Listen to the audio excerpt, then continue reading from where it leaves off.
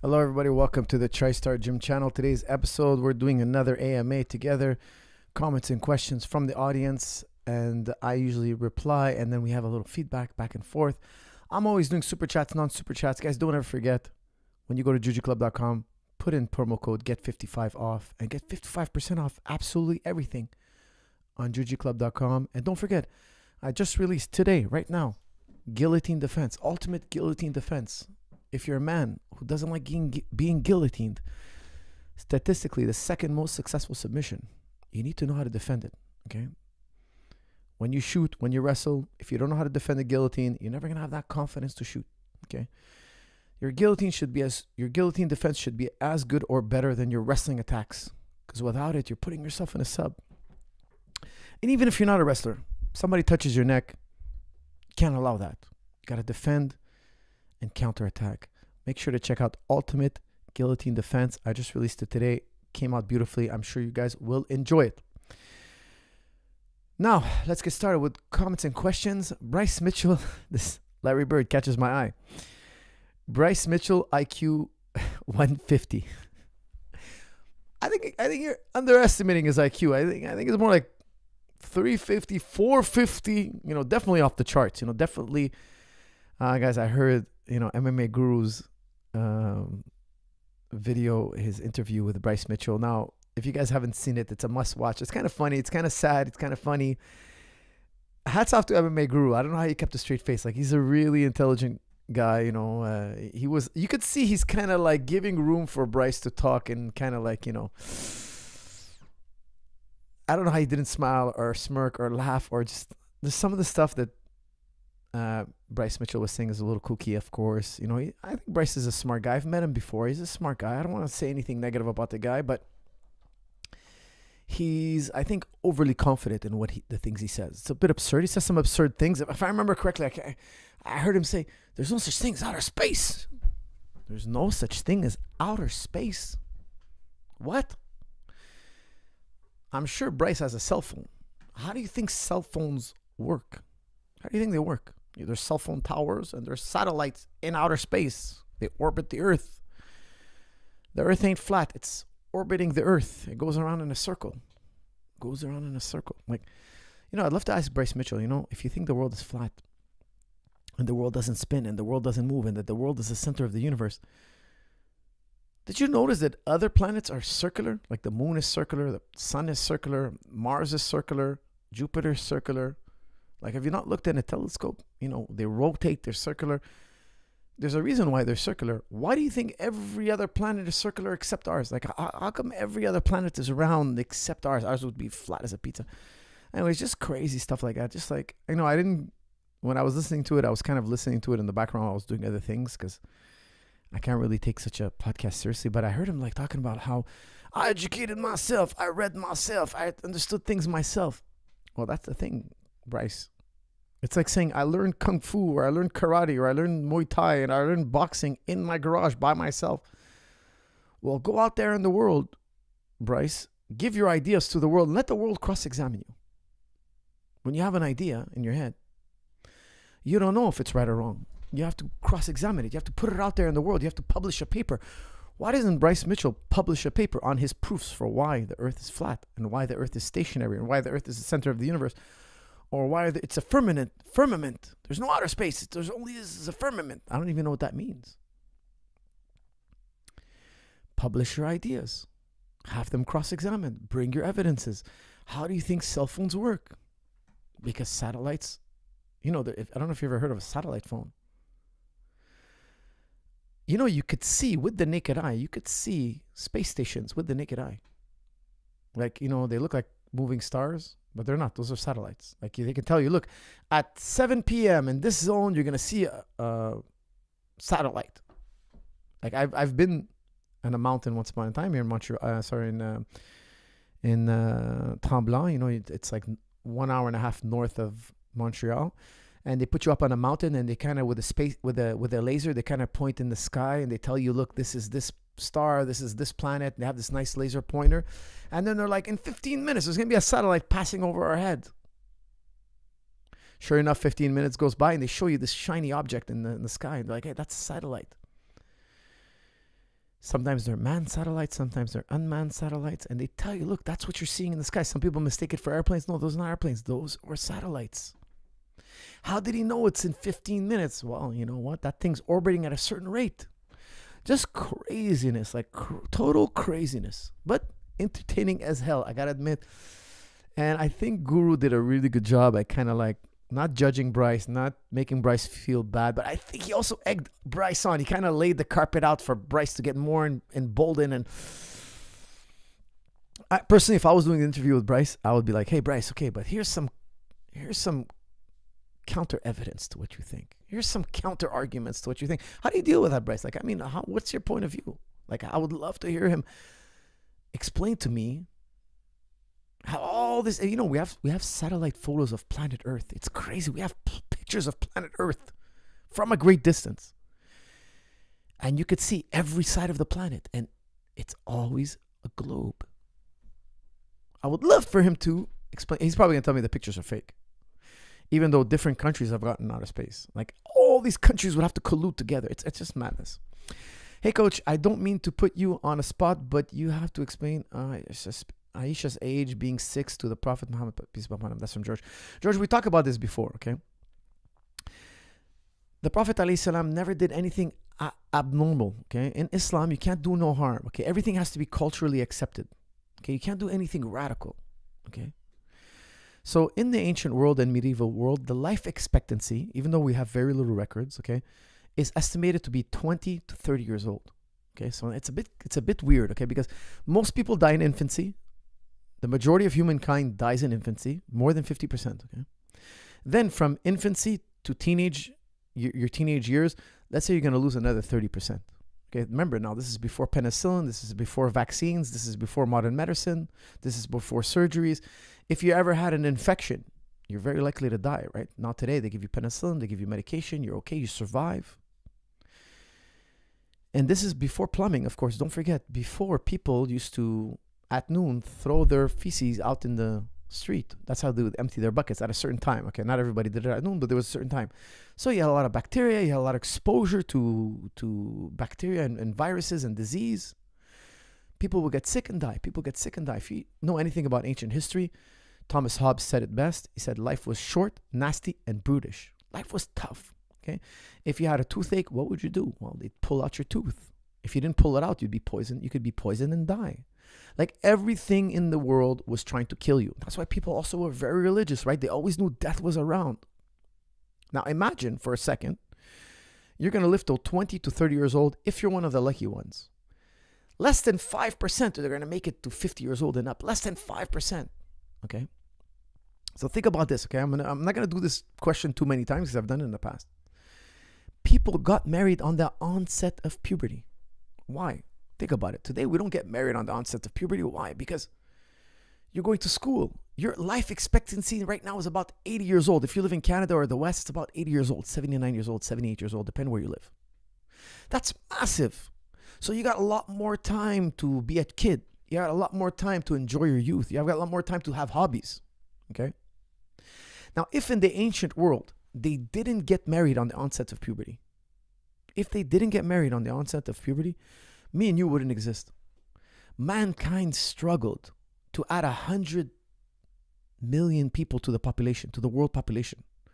So look, in the year 100, in the year 1, there was estimated about, I think if I remember correctly, 30 to 50 million people on the planet. That's not a lot of people.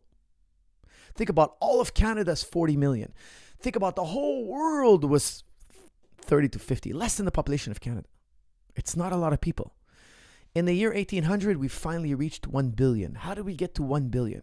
Well, people got married very, very young. Still in the 1800s, people were getting married on the onset of puberty.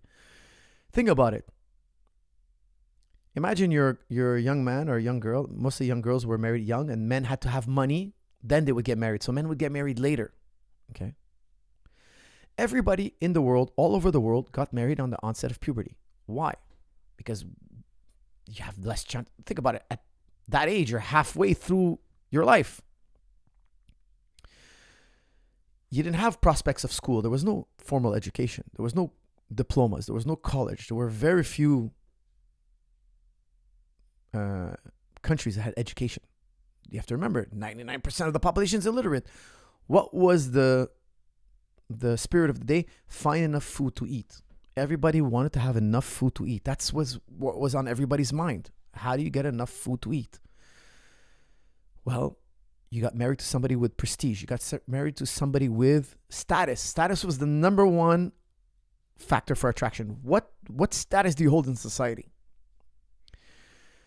Women got married at the youngest age possible, so they had the most chance possible to survive childbirth and have as many kids as possible, so they can have wealth and survive. Okay, in the ancient time, medieval period, the more children you have, the more survival the more you can survive. If they didn't live this way, me and you would not exist. It took a long time to add 100 million people to the world's population. It was a struggle. It was very difficult. To have 100 million more people, humanity had to give birth to probably like 300 million. They had to have so many children for the population to actually grow. It's not like today. People have a child and the child lives a very nice and happy life and his chances of death are very low. It was a total different time and period. Okay, so you have to remember, everybody did this all over the world. They got married at a young age. Now, I want to add something else. There's a lot to know about this. We don't know the exact age of Aisha. Okay? We don't know. Here's why. Okay, I could take the hadith books and I could tell you one thing. This is before they had calendars. They wouldn't count the years. So when they calculated her age, it wasn't the time where we had a calendar. The calendar came after the Prophet's life, alayhi salam, much later, okay? Not much later, but a generation later. Then they knew the seasons, okay? They would count the seasons, but not the years. How did they keep track of years? Well, the year of the Great Flood, or the year so-and-so's house caught on fire, or the year of this person died. Somebody really important died. So if somebody asks you, hey, what year were you born? I was born 2 years after so-and-so died. You know, you heard the stories of an important person. He died and your father told you, yeah, 2 years later, 2 seasons later, you were born. Okay, so now you have a reference of when you were born. They didn't have a year like we have today. Okay, so Aisha's age is a guesstimation. She was probably a little bit older. There's other reasons why we think she was older. Okay, but people didn't know their age. Now, I could take the hadiths and I could tell you, because here's the thing, what people don't know about hadiths, okay? The stories that we have. They're not in chronological order. It's just people writing, okay, this happened around this time. This happened about this many seasons after this other event. So it's all very ambiguous. So then scholars come and they try to put all the story together in a chronological order, and there's always discrepancies. Okay, so for instance, you have one person saying, I'm this age, and then 2 years later, I was in this battle. 2 seasons later. Well, when he says the age of his battle, the years in his battle, he counts 1 year, but he said it was 2 seasons. Like, there are discrepancies over age. Discrepancies are abundant. They're abundant. Okay, so how do we know whether it was normal or not? None of the Prophet ﷺ's enemies ever criticized him for his marriage. They criticized him for everything he ever did. His enemies always talk bad about him. Of course, your enemies always talk bad about you. But nobody ever thought this was something bizarre or weird or abnormal. His marriage to Aisha was completely normal. No scholar says this was abhorrent, different, possibly, nobody ever says that. Nobody ever said, hey, look at this thing he did. He's horrible. It doesn't exist. There's no record of it. Nobody ever criticized him for it. Why? Because she got married at a normal age for her time. Number one, that's how everybody got married all over the world, not just in Arabia. Number two, if they didn't, we wouldn't be alive today. Okay, survival was the quest of the time. Everybody wanted to survive. And we're not sure of her exact age. Okay, it's a guesstimation. That's before the calendar. She, in my opinion, she was probably more like 16.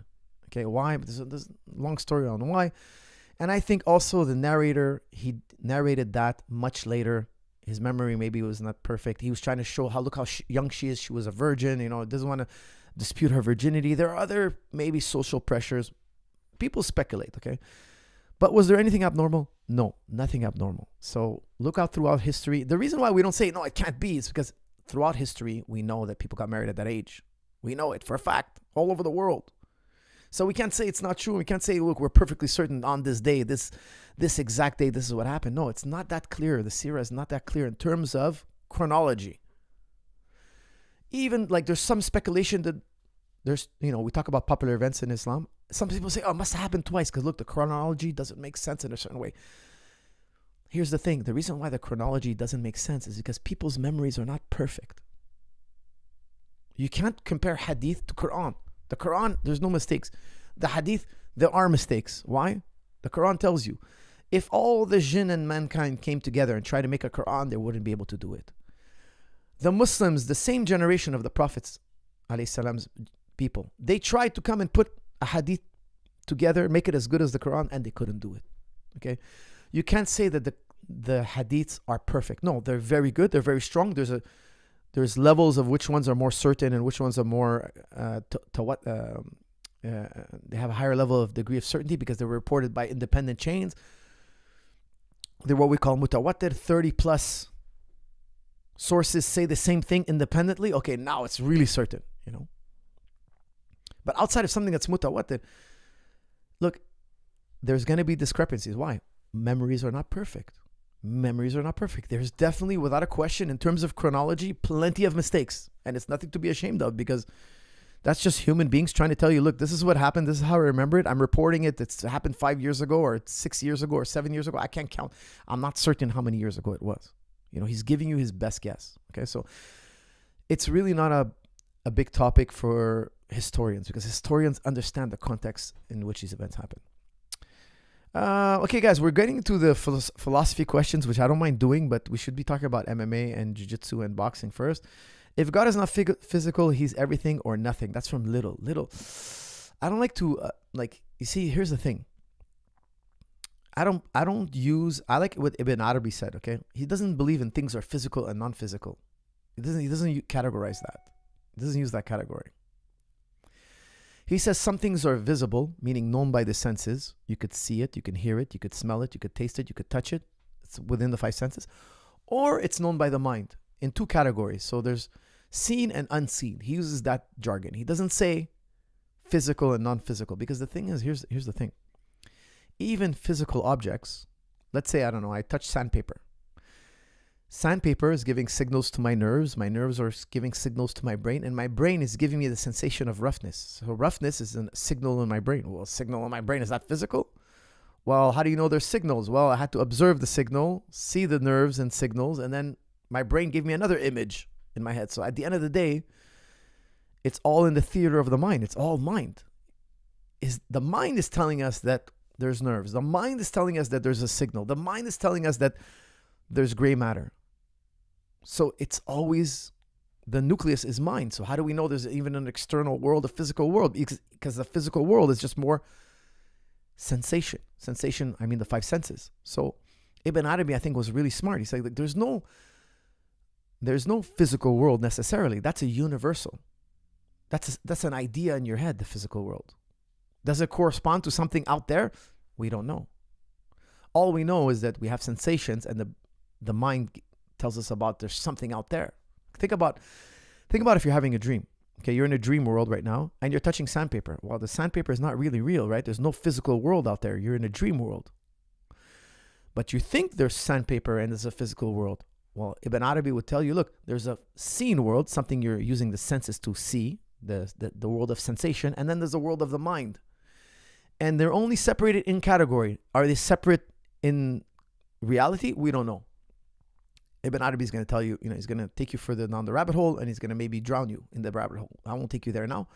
But he's telling you, look, think about it as 2 different categories. One, by the senses. The others, by the mind.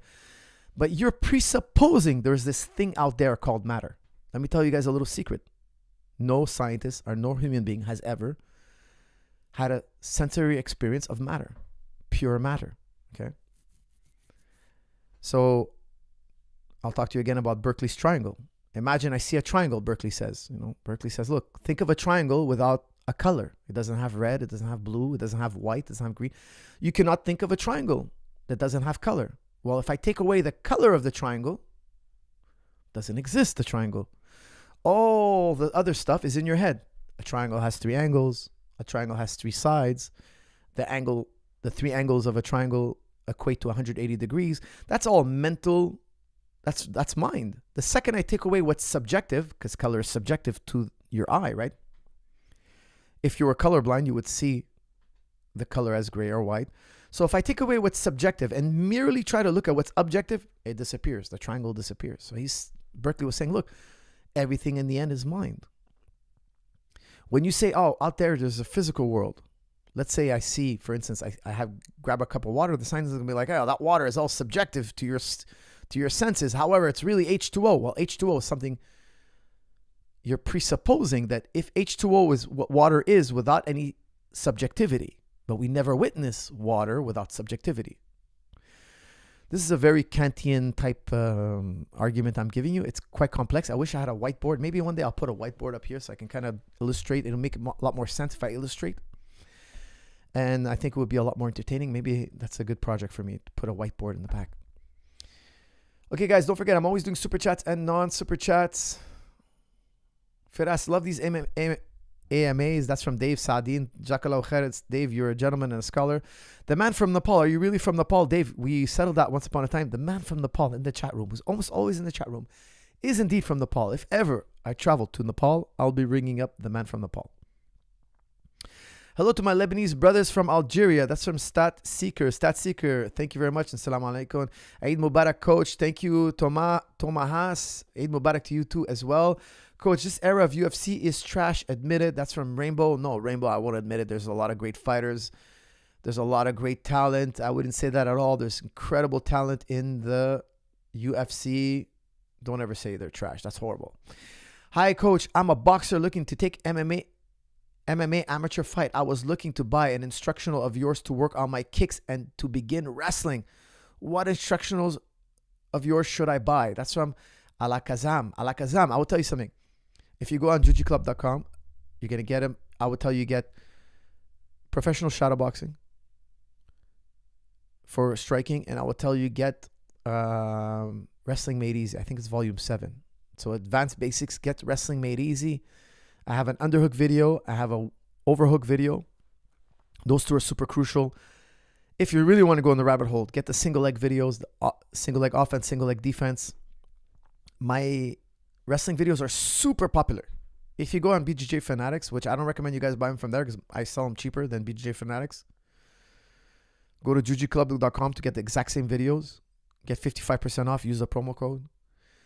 All my instructionals on that site are 4.9 or 5-star. Like they're all like super, like everybody loves those videos. Okay. Why? I've been teaching for over 20 plus years.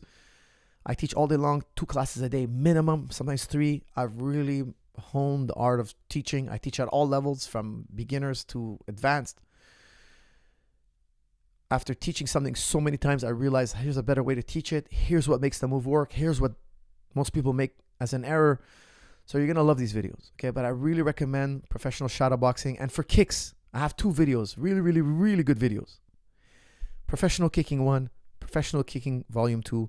Check it out. I have a bunch of good striking videos. I have counterpunch videos that are really good, but these are more, I would tell you when you get more advanced,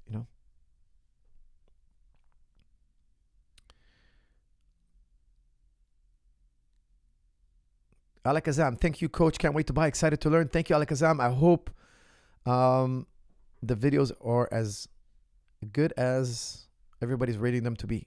Because if they're not, let me know. I'm going to redo it. Make sure it's perfect. The video's got to be perfect.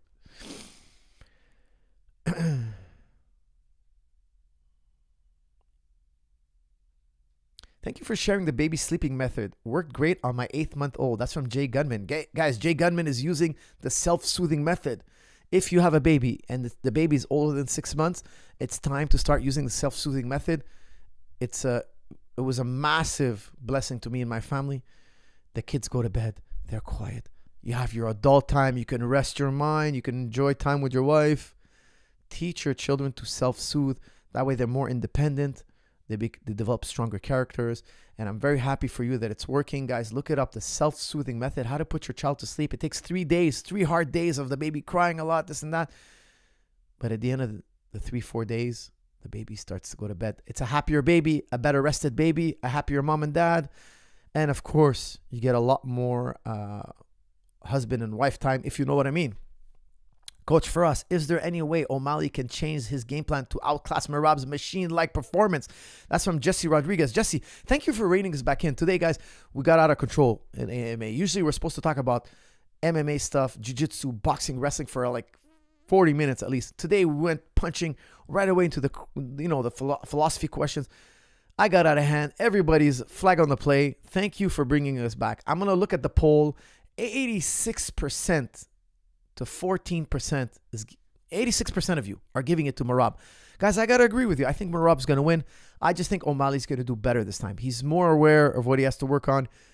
He hurt O'Malley in round 5 with the teep. I think he's going to go to that earlier. I think his last game plan, he was trying to land one clean shot. I think this time around, he's going to change things up. It's going to be more interesting. But at the same time, Merab had a great defense against Omar. He looked like he's getting that razor's edge, that champion confidence when you defended your title. Of course, it doesn't matter to Merab if it's 5 rounds or not. For Merab, the guy with the greatest cardio in history of fighting. For him, if the fight was 10 rounds, it would be better. It's not that he's getting 5-round experience for cardio. The cardio is unlimited, but he's learning how to play the 5 rounds really smart. He did it in the O'Malley fight. He did it in the Omar fight. He fought beautifully. I think he lost the first 2 rounds against Omar, but then he rallied back. You could see that the later rounds don't bother him. Of course, Merab, it's a non-issue. The later rounds are a non-issue for Merab. They're good for him. They seem to be his best rounds most of the time, except with O'Malley. The 5th round, I would have gave it to O'Malley because I seen that O'Malley hurt him. I would tell you guys, O'Malley should do better this time, but I still pick Merab. That's why I didn't do a whole AMA on O'Malley versus Merab. I think, look, it's so 86% are choosing Merab. I like to do fights where they're going to be really close. It's a 51-49 type thing. I like to give my opinion on those. I'm with you guys. I think Merab wins. I think Merab got better. I think O'Malley's going to come with a better game plan, but it's not going to be enough to close the deficit. The wrestling is going to be, again, what O'Malley's going to suffer from. Merab's going to wear him down. It's going to be, I think, very similar to the last fight. Opinion on Barry Robinson. Barry Robinson. Who is Barry Robinson? Barry Robinson. Oh, he's a boxing drills. Barry Robinson, his record, net worth, weight, and age, and what? Hold on a second. What? Barry Robinson is one of the most highly respected and sought-out boxing coaches of all time. He's creator of his own teaching style called A Million Style Boxing. Barry Robinson is also a talented author who has released a book called The Rhythm Step Explained. Barry Robinson, early years. Who is Barry Robinson? Barry Robinson family. 240 rounds of million style boxing. Guys, I'm not familiar with him. I've seen him a little bit on the internet, but I'm not super familiar with him.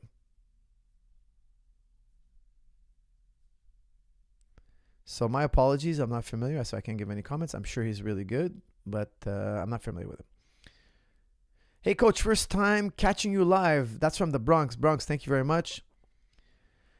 Barry Robinson has great content and knowledge. That's from Night Marcher. Well, I'll try to check him out. I'm sure he has great stuff. Coach, would you watch my Muay Thai fight in Thailand? That's from Artesius. Guys, do you want to watch? Do we watch this? I'm going to put a new poll. Okay, I'm going to close this poll. And I'm going to put a new poll. I want to see if you guys like it when we do this. Let's see here. Start poll. Watch. What's his name? Watch members Muay Thai fight or not? Question mark. Yes, no. Guys, start the poll. If the people want it, I'll do it. Okay? If not, sorry, my man. Someone get Bryce a podium. That's from Mr. T. I don't know what you mean by that, but man, I don't know if I'd ever want to interview Bryce. I just think it would go too chaotic on this channel. I think, should I do the 200 with Bryce Mitchell? 200. Should we kick GSP out of the way? Hey, GSP, you'll wait for 300. We have Bryce Mitchell here. And get him on the chat. Get him on this chat. Let's see what the chat will do. I'm going to have you guys ask live questions to Bryce Mitchell. Freddie Roach says punchers are born, not made. Agree? Oh, Freddie Roach says punchers are born, not made. That's from Tryhard. Guys, I've trained with Freddie Roach quite a bit. I've gotten to work with him. And I've asked him the same thing. Do you think you can make a puncher? And he used to tell me, no, they're born with punching power. We can make it better. So I agree with him. I think a good coach can make you hit harder, but he can't make you a Tyson. He can't make you hit like a Topuria. But guys, I'll tell you something. Topuria said something amazing. They're asking him, where do you think your punching power comes from? He's like, from God. He's like, what do you mean? He's like, look, I work really hard, and I've seen guys work really, really hard. I have different results than those other guys. I totally agree with him. I think he's a very wise and honest man. It's a God-given talent. Punching power is a God-given talent. I've seen guys who punch really hard, but they're not the best technique. Then we sharpen up their technique. They're hitting even harder. But punching power is something that is technical. Look, cardio is as well. It's a God-given talent. Like Merab, you can copy Merab's workout every day. Do the same routine as him. Eat the same food. Sleep at the same hour. Wake up and do the same exact workout. You're not going to have his cardio. You're not. You're going to improve your cardio maybe if he's doing things correctly. But you're not going to have his cardio. Okay? So there are some things that are genetic. Don't be depressed. Whatever you have, whatever genetics you have, you can always improve. But what we know of exercise science and martial arts, we can't make you a John Jones. If you brought all the coaches to, when I say we, I mean if you brought all the top trainers in the world, we can make you really good. We can get you to UFC. We can really help you. But we can't make you a George St. Pierre or John Jones. We can't do it. Now, I believe that if we keep looking and we keep searching, the more advanced we become in martial arts, the more we're going to negate talent. And there will be a day, I really believe, and hopefully in my lifetime, and hopefully it's me that figures it out, inshallah. It won't matter so much that you're talented. We could still beat you. And believe me when I tell you, I'm actively looking for it. I may never find it. I might go to my grave never knowing it. But I'm going to try to pass to my children. Tell them, never stop looking for this. Coach, why do you think fighting nerds are doing so well currently? What are they doing right, and what can they improve? That's from Night Marcher. Guys, I'm a big fan of fighting nerds. I haven't found much online. Obviously, they're on my radar. I look for their training videos. I haven't seen, if they have a secret formula, they haven't posted it. I do watch everybody closely. I kind of study everybody, wrestling, jiu-jitsu, boxing. I'm there, guys. They're not I'm a big fan of John Silva. I met him. I took a picture with him. The guy's not a big guy, though. I'm telling you, for 145, he's not a huge guy. He's not a big 45er. But he's an incredible fighter. And he's fighting Bryce Mitchell. By the way, guys, he's fighting Bryce Mitchell next. That's a tough order for anybody. I think he's going to be a world champion. It won't be long. He's a very entertaining fighter. He's very, I don't know how to say, man. He's brilliant. The man is brilliant. But he's also very talented. He has incredible eyes. You see, he sees your punches coming. He has incredible eyes. He beat Drew Dober, for goodness sake. He beat Drew Dober bad. Like he was elbowing up. He went up a weight class, short notice, fought Drew Dober, and put on an incredible performance. Really incredible. Thoughts on Neoplatonism? Does it influence your thinking? That's from Jay Zargo. Of course it does. Neoplatonism is what came after Plato. The Muslim thinkers and the British empiricism mostly influenced me. So yes, Neoplatonism heavily influenced me, no doubt. Because don't forget, look, the Greeks were brilliant, but they weren't. Look, of course, later thinkers are going to figure out things to a higher level. Why? Because, I love that saying. A lot of people attribute it to Einstein. Not to Einstein, to Newton. Newton said, if I see far, it's because I'm standing on the shoulders of giants. He read Galileo. Galileo read the Muslim works. The Muslims read what the Greeks wrote. The Greeks read what the Egyptians wrote. The Egyptians learned from the Sumerians, and so on. One generation, one civilization is copying another. For sure, they're going to see further because they're not starting from ground zero. So imagine my trainer, John Denhar. He was better than, well, I shouldn't say that, but he learned so much from Renzo that he kept refining it. Not that he's better, but he didn't start from zero. Renzo figured out a bunch of stuff, training and working with all the greats of his generation. Then he taught John Denhar.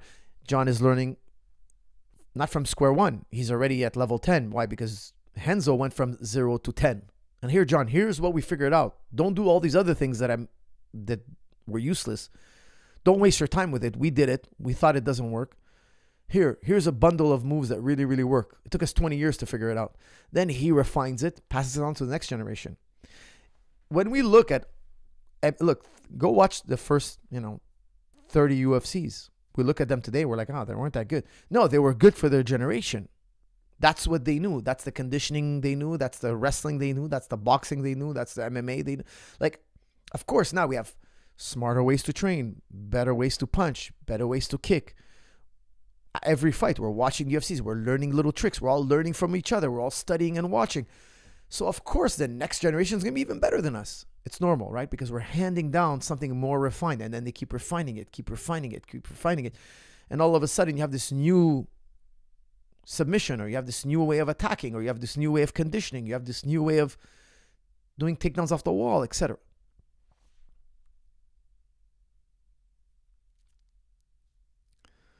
All right, guys, 71% of you want to see the match. Okay, guys, post his link or post your video with a title that's easy to type, like something that's very, like Muay Thai fight for AMA, Coach Zahabi, something like that. Put in the title, then give me the name and I'll find it on YouTube, okay? Because it's really hard. You can't post a link, I think, in the chat. So make a title that says, Coach, watch this, AMA, whatever, and I'll find it on YouTube and I'll post it.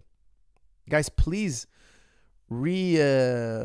copy his video and put it in the chat so I could see it, okay? Assalamu alaikum, Coach from Chechnya. Coach, what do you think of the similarities between Carl Jung's shadow and Kareem that is talked about in Islam? Look, I'm going to tell you something. I'm just starting to learn about Carl Jung. It's funny that you bring that up because I've been actually doing a bit of a deep dive. I want to reserve my comments till later because I'm still too new. But it is quite interesting. I'm telling you something. I find it very, very interesting. But let me come back to that. Okay, so for those of you who don't know, Carl Jung has a theory about the shadow. There's a part of you that's the shadow, and etc. And I find it very interesting. I think it's the archetype of the shadow, but I wouldn't do it justice just yet. So let me circle back to that in the future. Jobo, thank you very much. That's a brilliant question, and I will want to come back to that. Coach, how do I talk to God? I wasn't raised religious, but I believe in my heart he exists. That's from L. You said they, but I assume you mean he. Look, you could talk to God, of course. You can pray. God hears everything, of course. If he's omnipotent, he's all powerful, of course, he hears everything. But you got to go to God, in my opinion, in a way that's very humble. You got to realize that you're nothing. You're nothing. If you go to God like, oh, God is my friend, or God is my... No, I don't personally, I don't believe that. Like sometimes, my Christian friends, they tell me, God humbled himself. I'm like, God doesn't need to humble himself to me. Like, I humble myself to God. Like, I never think of myself as, oh, God's got to humble himself to me and I got to humble myself to... No, I don't think about it like that. I think like, I have to be humble to God, because I feel like if you look, if you read the Bible and the Quran, like, why is the devil bad? Because he was arrogant. Arrogance. I think like, ever notice like when you interact with somebody, a human being, and you find them arrogant, how repulsive they are? Like, because I feel like when somebody's being arrogant, the reason why arrogance is so bad is because if you're in a state of arrogance, you forgot about God. Like if you think you're so strong and smart and intelligent and well, you forgot about God. Because if you were thinking about God, you'd be like, oh, compared to God, I'm nothing. I know nothing. I'm weak.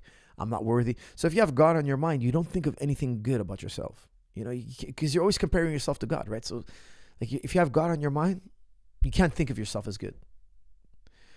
So when somebody's thinking, hey, I'm so amazing, I'm so intelligent, I'm so effective, well, you're in a state of not dhulm, but forgetfulness, I should say, forgetfulness. So that's why arrogance, you have to be careful with arrogance. Okay, so I will tell you, look, if you're a very sincere person, you could pray to God and, hope God's going to ameliorate your life and, give you a guidance or whatnot. This is good, but you can't expect like a verbal reply. Don't forget to like the video. That's from Ishmael Sengier. Thank you for watching over me, my friend. That's very sweet of you. Coach, what's the greatest raw MMA talent of all time? BJ Penn, GSP, John Jones, and Ngannou? That's from Tahir. That's a great question. All those names are fantastic. Maybe John Jones, but if you minus the picograms, which I don't want to get into, maybe it's George, maybe it's John. It's one of those two.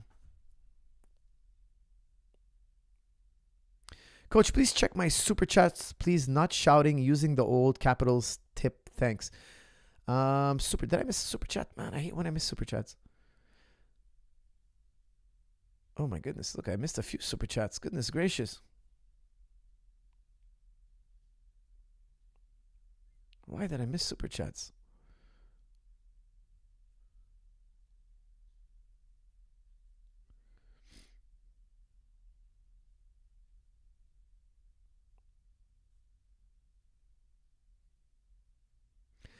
Oh my goodness. Salam, coach. Does God have a hand? Man, we get a lot of great questions in this chat room. It's incredible. Okay, guys, look. The Quran says God has a hand, but the Quran also says God is nothing like on the earth. Some Muslims think God has a hand. And they say things like, well, does a clock have a hand? Yes. Does it have a hand like me and you? No, it's a different kind of hand. Okay, God has a hand like in a way we don't know. Okay, so that's how they compromise. Okay, because here's the thing. No Muslim will say God has a hand like me and you with a palm and 5 fingers. No Muslim will say this. Okay, but here's the controversy. Some Muslims believe everything in the Quran is literal, which I don't agree with. Okay, I think that's not a feasible position. So they say if you say God is using metaphor, because if you ask me if God has a hand, I'll tell you that's a metaphor in the Quran. The Quran is using metaphor. I believe the Quran uses metaphor. Some Muslims will say no, because that means you're negating. Ibn Taymiyyah would say you're negating something the Quran says. The Quran says God has a hand, and you're saying God doesn't have a hand. That's not what I'm saying. I'm saying God has a hand, but in a way that we don't know, just like you're saying. God has a hand, but not a appendage or physical body. God is beyond this concept. God is not physical, material, immaterial. Remember, Ibn Arabi was telling us move past that. Stop thinking in physical and stop thinking in this duality. Think of seen and unseen. Don't think of material and immaterial. That's an illusion. Okay? I don't want to go too deep on that because I talked about it just in this podcast already. So does God have a hand? I'll say yes, but like Ghazali, I'll say that means God is saying charity or mercy. He's giving you a hand, like hold my hand. The firmest hand hold. The firmest hand you can hold is God's hand. He's offering you security. It means God's giving you security. It doesn't mean God has a hand or physical or non-physical. We don't think like this. And in the highest level of thinking, you're not thinking anymore physical, non-physical. It's a false dichotomy. It's a false dichotomy. It doesn't exist. This is not a category for God. They can't think like that. They say, no, the Quran says he has a hand. We believe he has a hand. Now, why are they so stern? Because they think that if you say there's metaphor in the Quran, they think, what about people are going to start saying heaven and hell is a metaphor? But the Quran is telling you heaven and hell is not a metaphor. So the Quran tells you, look, this is what the Quran tells you. That's a really, really powerful argument in the Quran. It says, look, the Quran tells you, look, in this Quran, there's things that are very clear and concise. They're explicit. I'm paraphrasing here, okay? I'm using modern day language. And there are some things that are ambiguous. So the Quran is saying, in this Quran, some things are clear, explicit, and some things are ambiguous or implicit. It says the people who has a heart in their disease, they're going to pick a fight on the ambiguous. They have a disease in their heart, they're going to look to make a fight between me and you. They're going to divide us on what's ambiguous. So the Quran is telling you, look, there's stuff that's ambiguous. Don't argue over it. So when Muslims tell me, no, God has a hand, God has a hand and it's literal, I don't argue with them anymore. I tell them, look, if I see he's open-minded and he's willing to accept a difference of opinion, I'll have a discussion with him. If I feel like they're getting aggravated or it's creating fitna between us, I'm going to stop talking about it. I won't talk about it anymore. I'll just be like, oh, okay, I understand you. And I'll just, because I don't want to make a friction between me and other Muslims. I don't want to make friction with people. He has his opinion, I have mine. My opinion offends him, I'll let him be. Now, when I talk publicly, I'll tell people. And if they get offended, well, this is my channel. You don't have to be on my channel. But here's the thing. I'm not making my own opinion here. It's very important. Imam Ghazali is telling you, look, God doesn't have a hand like me and you. It's a metaphor. Okay? And Ghazali was of the opinion there are metaphors in the Quran, and he had a criteria of how when you know something is a metaphor. Some things are explicit, and they're telling you in the Quran, this is no metaphor. The Quran will tell you this is no metaphor. Now, some things are ambiguous. We don't know if it's a metaphor or not. Let it be. Don't worry about it, whether it's a metaphor or not. What does it concern you? You try to understand God as best your capability, but here's the thing. We don't have a divine intellect. So we have to be humble and tell ourselves, look, we'll never truly understand God, so let it be a mystery. Don't start making sects. You're one type of thinker and I'm one type of Muslim, and now we don't agree and we have a distance between each other. Me, I try to avoid that. No, we're both Muslims. I don't believe in sects. I accept you, I'm not going to tell you that me and you are two different type of Muslims now, and I don't like to go into this. Okay, but is there a metaphor in the Quran? Absolutely. My opinion, absolutely. Look, the Quran says those who are blind in this world will be blind in the next. Does that mean that people who are literally blind, the man who's blind, he's going to die, he's going to go to paradise, and God won't give him vision? He's going to keep him blind for eternity? How could it be? No, it's talking about people who are blind in the heart, meaning when they hear truth, they turn they're more interested in other things than the truth. So they're blind. They close the blind ear, the blind eye. They're blind in understanding. Okay, and it's obvious that that's what the Quran is saying. All right, guys, I missed a bunch of super chats because I go on my rants. Apologize again. Alibaba, you gave me €2. Thank you very much, but you didn't put a question or anything like that. I'm scrolling back down, guys. Don't worry. I noticed that I missed a bunch of super chats. I'm trying to retrieve them, but for some reason, my internet is lagging.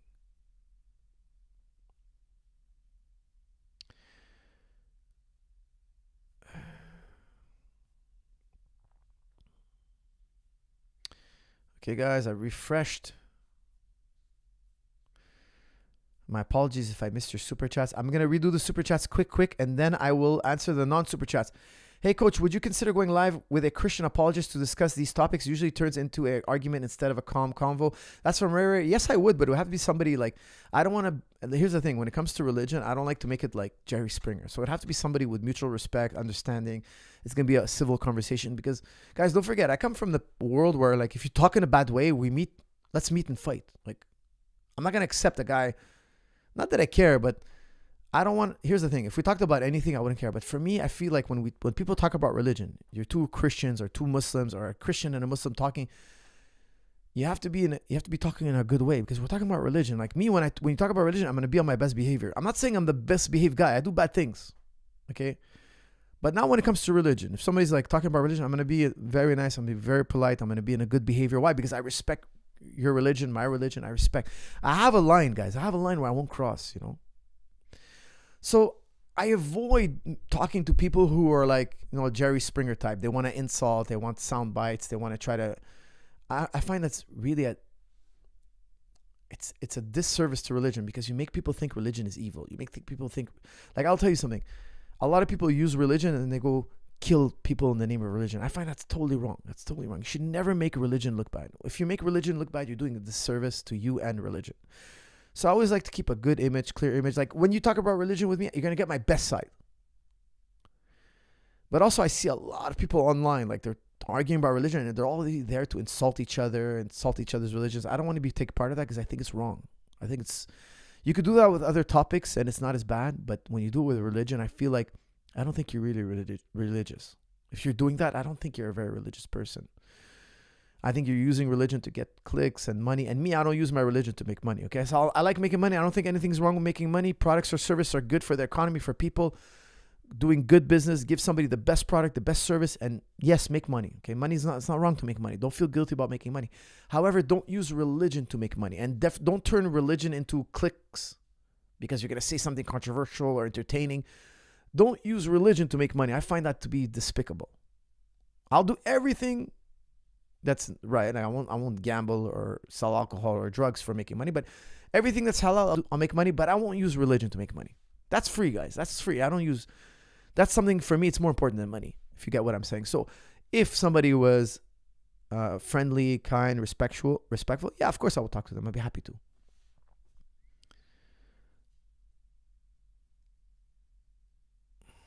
Coach, I have 2 herniated discs, L4, L5. Oh my goodness. Since 4 months, I do BJJ for 6 years. I bought strong and stable neck. I have chronic pain. I'm 25. Easy money BJJ. Are you using the neck harness? I teach you how to use the neck harness. Guys, give me 1 second. I'm going to go get my neck harness. Okay. Give me 1 second. I want you all to understand the power of the neck harness. Give me 1 moment.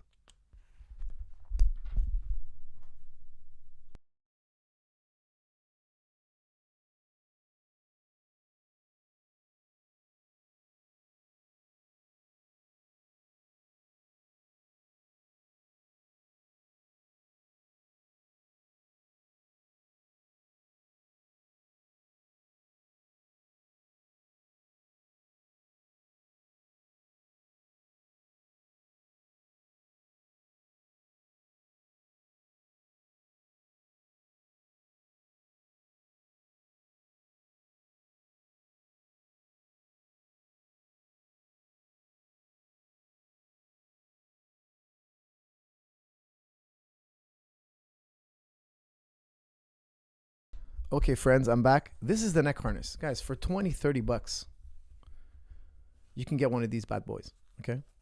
Now, in my Strong and Stable Neck, I teach you a bunch of stuff. If you have L4, L5 injured, okay, it's not a difficult thing to fix, okay? You take this neck harness. I'm going to put it on, guys. I know it's going to look ridiculous, but bear with me. There's only one right way to put it on, okay? So you have to make sure you find which part of your neck goes, which part of this goes behind your neck and which part goes in front of your neck, okay?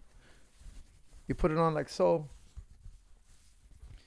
And then you strap this bad boy in.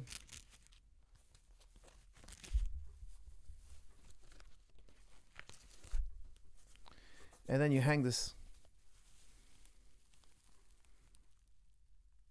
Okay. Now I know I look ridiculous, but people ask me about this thing all the time.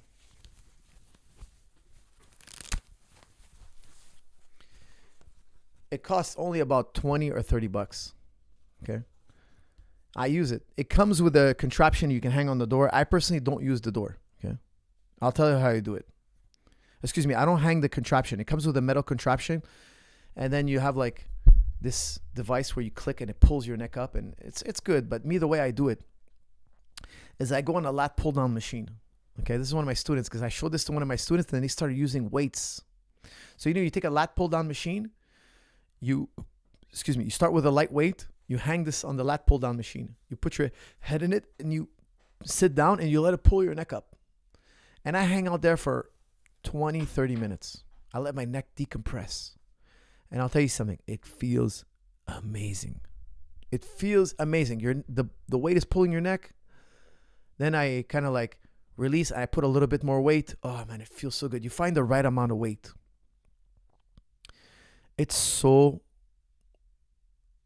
such incredible relief. It pulls your vertebrae, but you got to relax. You got to start with a little bit of weight, increase the weight slowly. It decompresses your spine, okay? Don't forget, inside your spinal cord, there's like a liquid. There's like a jelly, they call it. If you compress your spine, the jelly leaks out one way. When you decompress your spine, the jelly goes back in, because it's a vacuum, right? So when you pull your spine apart, the jelly goes back in. Why are you having neck pain? Because that jelly is touching the nerves. This is the best thing for the human neck in terms of relieving pain. In my opinion, guys, it's the best. Every time I have a pain in my neck, I do this. I do 20, 30 minutes. Sometimes I do it twice a day. Believe me, every time you do it, you're going to feel a little bit better and better. A little bit better and better. I've hurt my neck really, really badly. Sometimes it takes me like 5, 6, 7 sessions to feel better. Sometimes it takes me 2, 3 sessions, depending how badly I hurt my neck. But this neck harness is the way to go. Okay, decompress your spine by putting on a neck harness and pulling. Okay, I fixed countless necks with a contraption like this. Countless. It's super, super important. If you have a herniated disc in your neck, decompress your spine with the neck harness. It is incredible. All right, guys, let's see here. Coach, would you raise your daughter in regards to hijab? Would you make it obligatory? Interested in your thoughts? Love you, Habibi. That's what I am. Ryan, love you too, my friend. This is very sweet of you. Look, my daughter, I want her to wear it if she wants to wear it. Okay, now she lives in Canada. There's a lot of pressure not to wear it. In Montreal and Quebec, it's like like so much peer pressure. But ultimately, if she wears it, she has to be from her own choice. So I would not force her. No, I would not. Look, for me, hijab is like, you're really religious, but at least what I would make it mandatory, I'll be honest with you, is she has to be modest when she dresses. I wouldn't accept my daughter wearing crop tops, short skirts, short shorts, tight clothes. I wouldn't accept this. But the hijab, I feel, because she doesn't live in a Muslim country, I can understand the peer pressure and whatnot. I would want that to come from her, But one thing I would put my foot down, definitely, she has to wear modest clothing. Because in the Quran, it tells you, dress modestly. And I think that's very appropriate, especially for our day. To here in the West, in America, it's uncommon to see a girl dressed modestly. They're all dressed tight clothing, exposing the body. Even the girls who are overweight, they don't have fit bodies. They're showing you their body, but it's like, really, like you're not a very attractive person. Why are you showing your body? Because it's the norm. That's how normalized it is. Go figure.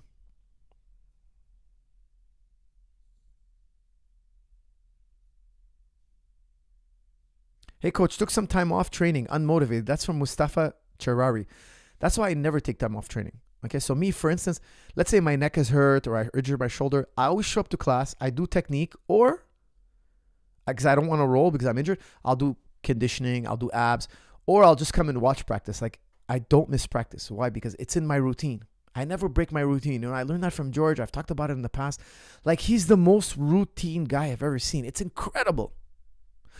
He will not break his routine. Like, it's crazy. Like, somebody really, really important has to come in his life. For him to break his routine, it's so complicated. Like, only he would break his routine for, like, if UFC was like, hey, we need you to do this. Like, he's obligated. It's in his contract. Then, okay, he'll break his routine. I'm telling you, I learned this from George St. Pierre and John Danaher. Two guys with a routine they never break. And, of course, I followed suit. And I find that so much of my success is built on designing a routine. Like, I'm here. I want to get here in life. What routine would get me there? Do the routine and never break it. Because I'll tell you something. I've seen guys do jiu-jitsu for 10 years, but they never got really good. They got okay, but why? They broke the routine. They trained for 2 years. They're gone for a year. They came back for another 6 months. Then they left for 3 months. And they yo-yoed back and forth. They never reached, black belt level. I'm telling you, the power of routine is crazy, but it's a long-term success. So personally, I never break routine. That's why I never have this problem. I'm unmotivated. I find ways to motivate myself. Usually, like, I know I'm going to the gym. Sometimes I'll be honest with you, okay? So I won't say I'm zero affected. I know I'm going to the gym. I don't decide to go to the gym. I'm going to the gym. It's crazy because my daughter comes home from school almost every day and she asks me almost every day, are you going to the gym tonight? Are you going to I'm like, yes. Are you going to the gym tonight? Because it's so rare I take a night off to spend my evening with my wife and daughter. It's very rare, okay? But it does happen. Are you going to the gym? And every day, more than 95% of the time, my answer is yes, I'm going to the gym tonight. Now, it's cute that she asks every day. But my routine is so solid. Now, yes, when I go into the gym, don't get me wrong, sometimes I'm doing armbar and I'm bored out of my mind. I'm getting a sub. I've done this sub 1,000,000 times. I'm bored. Then I have to find a new something to work on. Okay, so if you, like, let's say you're in any position. What keeps me entertained is I'm in my head when I'm rolling. I'm thinking, like, if I moved my finger this way, my arm that way, would it make a difference? And I'm trying to find these gems, like little gems, something that makes a big difference, but it's very subtle. If somebody saw me do it, he wouldn't think I'm doing it. Like, it's what Roger Gracie and Braulio Estima used to tell me. They call it invisible jiu-jitsu. Like, I did armbar, you did armbar, but I did something that you didn't notice that made my armbar really a lot more successful. So Roger and Braulio would teach me something, a move I already known, but they taught it to me in a way that I didn't notice I was doing. It was inefficient. They were more efficient. So it would blow my mind. And they were like, yeah, well, if you wrestle enough, train enough, you'll figure these out on your own because you're doing armbar for the 1,000,000th time. You're doing back take for the 1,000,000th time. Pay attention to the little subtleties, the little variables that you could adjust, and explore what variables would make it more efficient. So there's an activity going on. So for me, that's what motivates me. When I'm rolling, I think, look, this guy's trying to pass my guard. This is the 100th time somebody tries to pass my guard this way. How could I retain the guard in an even easier way than I've been doing in the past? So I'm doing the same thing. And I realize, hey, did you notice that if you tilt this way a little bit or shift his arm this way, it actually makes it easier to regard. So these little gems, that's what, in my personal experience, keep me excited to roll because I'm discovering them. When I discover them, I'm like, wow, that's amazing. Like my jiu-jitsu is getting a little stronger.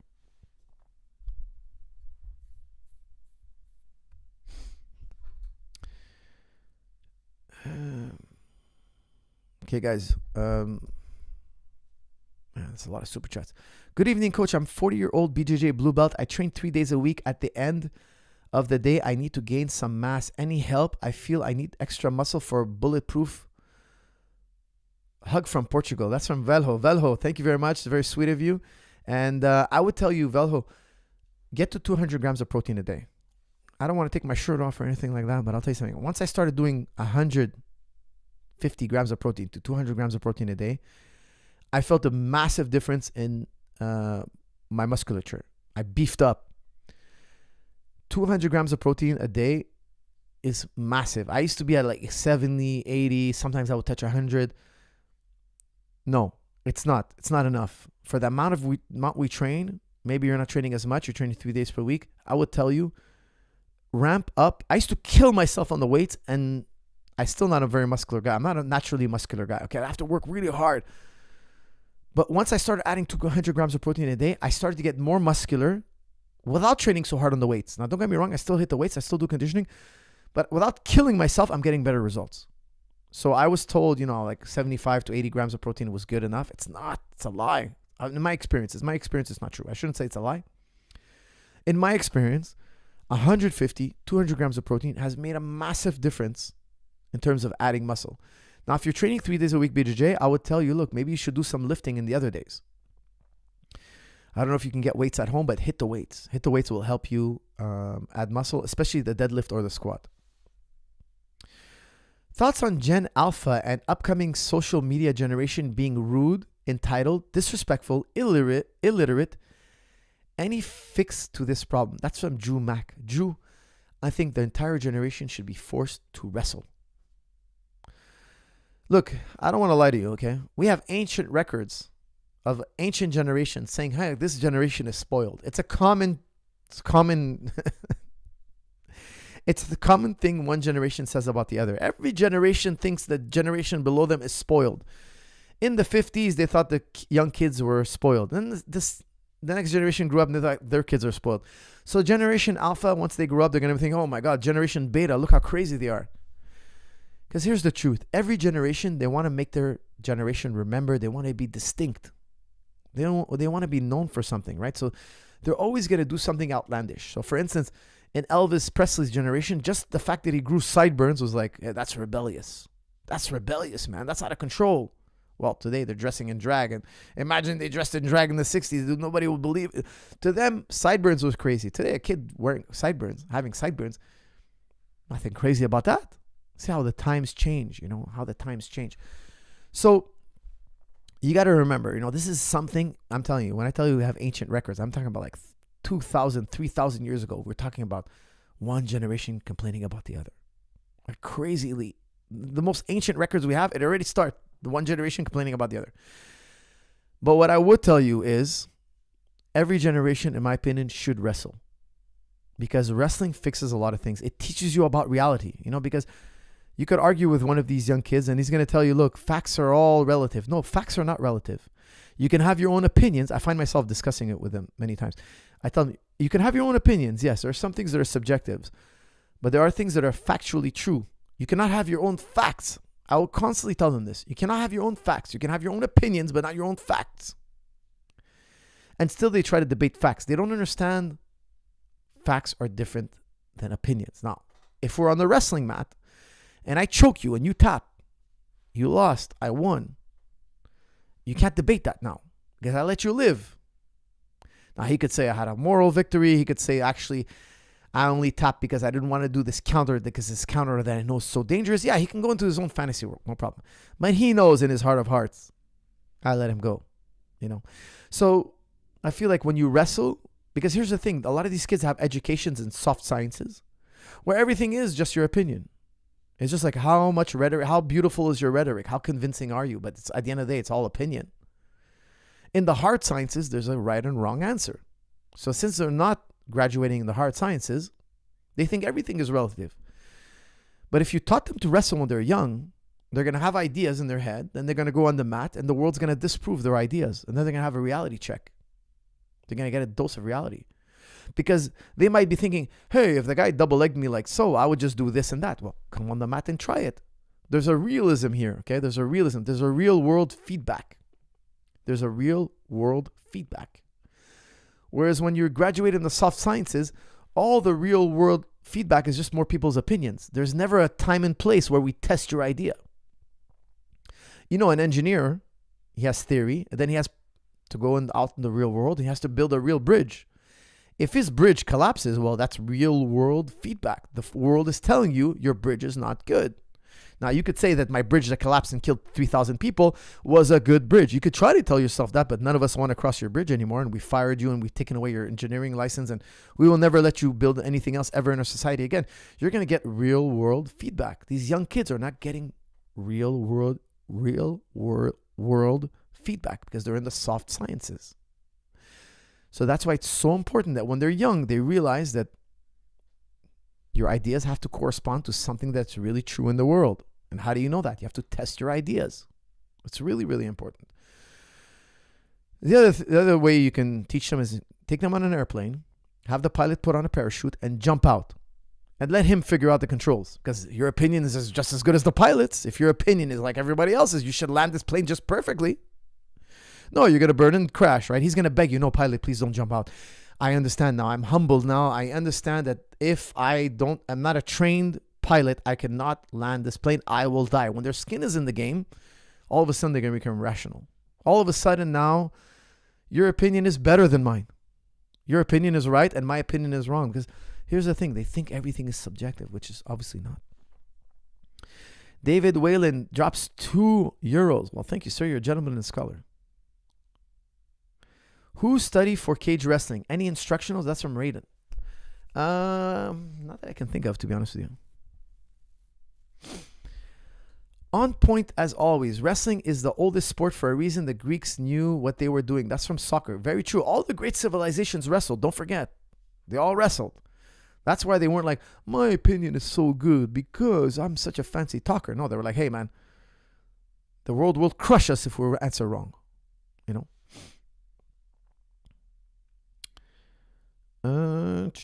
Okay, guys, where's that boy with the Muay Thai fight? 69% of you want to see the Muay Thai fight. Working for me now. What? Coach, you missed my super chat. I train BJJ 4 days per week. Add one weight, hit, or cardio. That's from Dati. He's saying he trains BJJ 4 days a week. Should he add one weight training session, one hit training, so high interval intensity training, or one cardio session? I would tell you, why aren't you doing conditioning after every BJJ practice? All your suggestions are wrong because you should be doing weights after BJJ, or you should be doing cardio after BJJ, or you should be doing hit. Now, I'm not a big believer in doing long distance cardio, so do your cardio like a hit. You should be doing body weight training, or hit after BJJ. Why are you doing conditioning only one time per week? That doesn't make any sense. Do technique, do your BJJ, and then do your conditioning. Your conditioning could be anything. It could be swinging kettlebell, it could be body weight, it could be pull-up system, it could be air bike, it could be rowing machine. Get creative with your workouts. Change your workouts often. But don't just do your conditioning 1 day a week. A martial artist cannot get in shape 1 day a week.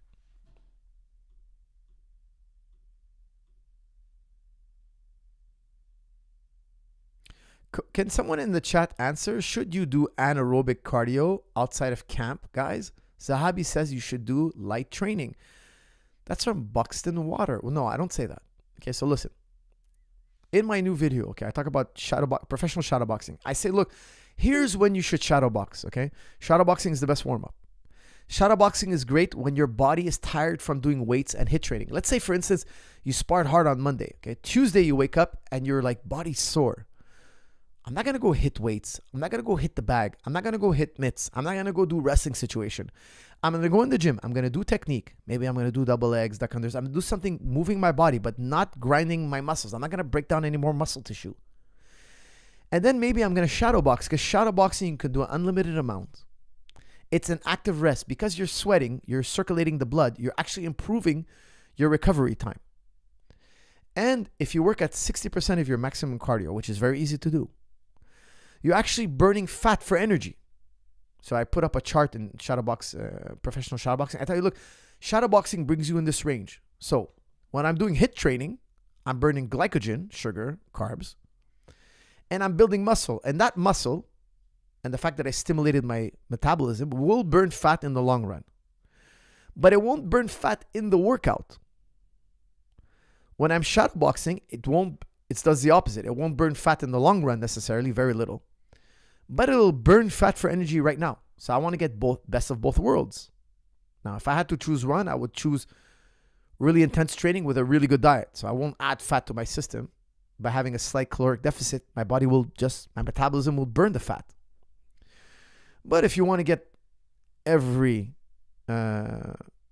every possible advantage. You're going to do all of it, right? You're going to eat well. You're going to do HIIT. And on the days you can't do HIIT, because you cannot do high intensity interval training every single day. You cannot. So in between your HIIT trainings, you're going to do a cardiovascular workout, which is going to be an active rest. Okay, so I'm not a big proponent of doing long jogs. That would be active rest. But in my opinion, you're not learning anything. You're not learning anything. Whereas if I'm shadowboxing for an hour, instead of running for an hour, I'm burning fat and I'm developing my reaction, my movement, my counter punching, my counter attacks. I'm becoming very efficient. I'm going through active rest. I'm burning fat and I'm becoming very fluid. You know, people always tell me, like, when they see me box or spar, they're like, oh, you're very fluid. You're very fluid. You're very fluid. Yeah, because I used to shadowbox literally 1 hour a day. When I was fighting as an amateur, I used to shadowbox about an hour every single day before my workouts. So when I would get in the ring and compete, I would just always win, unanimous or by KO. Like, I would just but I was training like a professional when I was competing in amateur. So when I would go in there, I would buzzsaw through pretty much everybody. You know, so I'm a big believer that when your body's tired, you train the mind. You know, and shadowboxing is training the mind. It's not hard on the body. So that's the cardiovascular type of training I'm talking about. I never do long runs. I only do long runs when I'm bored. And let's say I'm out camping with my family. I might go do a run just to see the scenery.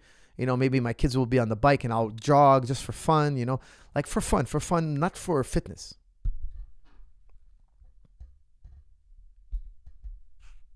Assalamu alaikum, coach. Which videos to get from Jiu-Jitsu Club to start learning leg locks? That's from the man from Nepal.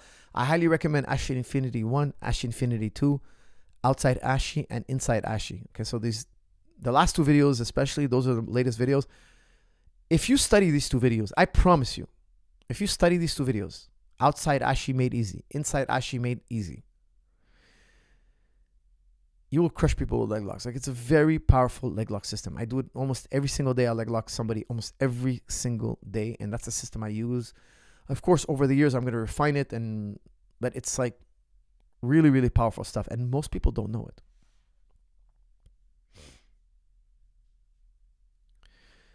Sean Koverick, $2.99. Sean, you're a gentleman and a scholar, and you're a member. Thank you. Would you interview Maxime Bernier for the sake of Canada? Who is Maxime Bernier? Maxime Bernier. Maxime Bernier, PC, is a Canadian politician who is founder and leader of the People's Party of Canada. Formerly a member of the Conservative Party, Bernier left the caucus in 2018 to form the PPC. He was the Member of Parliament for Beauce from 2006 to 2019 and served as a cabinet minister in the Harper government. Guys, I don't want to get too much into politics because I'm not a connoisseur of politics, you know, especially Canadian politics. I don't follow that closely.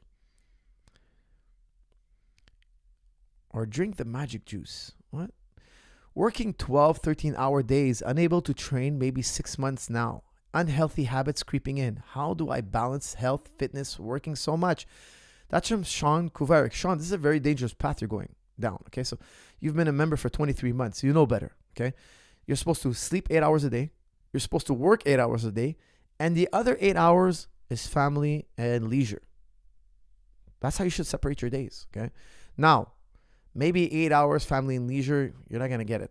Maybe you do 4 hours a day of family and leisure, but you're cutting too much on family and leisure.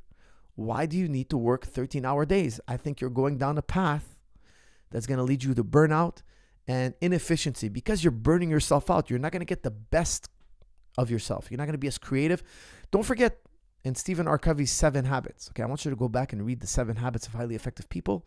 Habit 7 is sharpening the saw. You know, a saw, when you cut a tree down, you have a saw, a manual saw.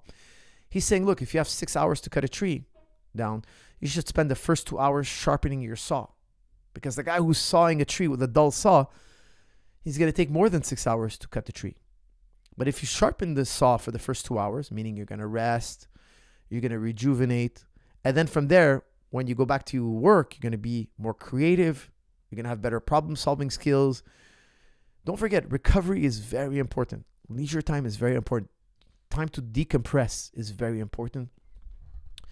Because when you're burnt out, that's when you make mistakes. That's when you're less creative. That's when you're feeling more pain but getting less done. You're inefficient. Okay, so habit 7 is sharpening the saw, because resting and relaxation, finding downtime is very important for re-energizing the system. Coach, I must say, since Ramadan started, I ate 4 ribeye steaks a day. Now all the blondes can't help themselves. May have to wife up soon. That's from Ryan. Mashallah, Ryan. Mashallah. 4 steaks a day. That's a lot of protein. That's a lot of protein, my friend. If you're doing carnivore, I'm sure you got super, super lean and muscular. That's very good. However, I find that on the carnivore, it's hard to train, right? Because you have no glycogen. So, of course, your body can use protein to make glycogen. But if you're training a lot like I am every day, twice a day, it's not enough time to produce glycogen. But mashallah, Ryan, yes, wife up. I highly recommend you wife up. But make sure you find a very, very good wife. It's a very important choice. All right, lots of super chats coming in, guys. Let's slow it down a bit here, please, guys. There's too many super chats. I got to do super chats and non-super chats.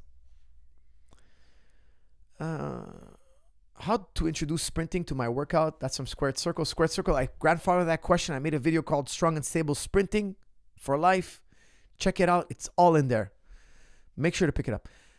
I have a spinal fusion surgery when I was 17. I'm 25. Been training for 5 years hard and considering going into amateur fighting. What do you think? Should I just train or should I live my dream and fight? That's from Neta.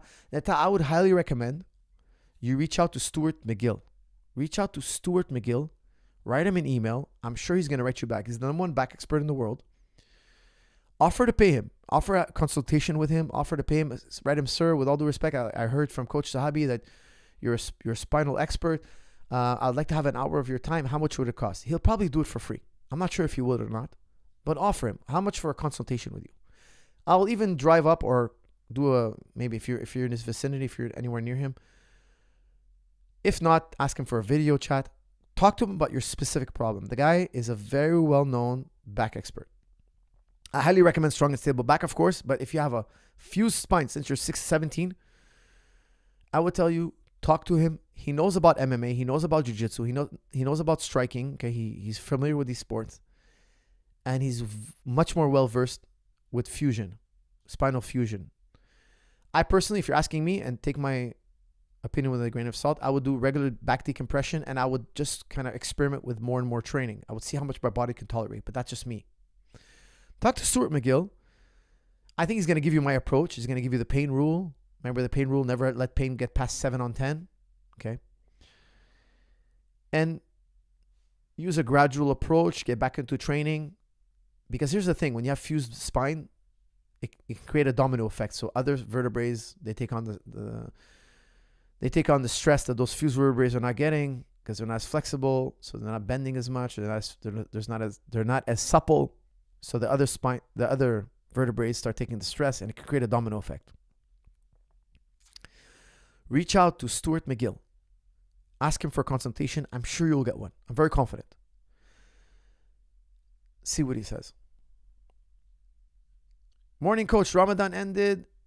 About spoiled generation and social media, but we can't deny the positive that comes with it. For example, social media is one of the best ways to connect with your loved ones. That's from Shiz. Shiz, my boy. Yes, you're right. I think social media is good in a certain way. Look, guys, think about it. We're talking. Without social media, this is social media.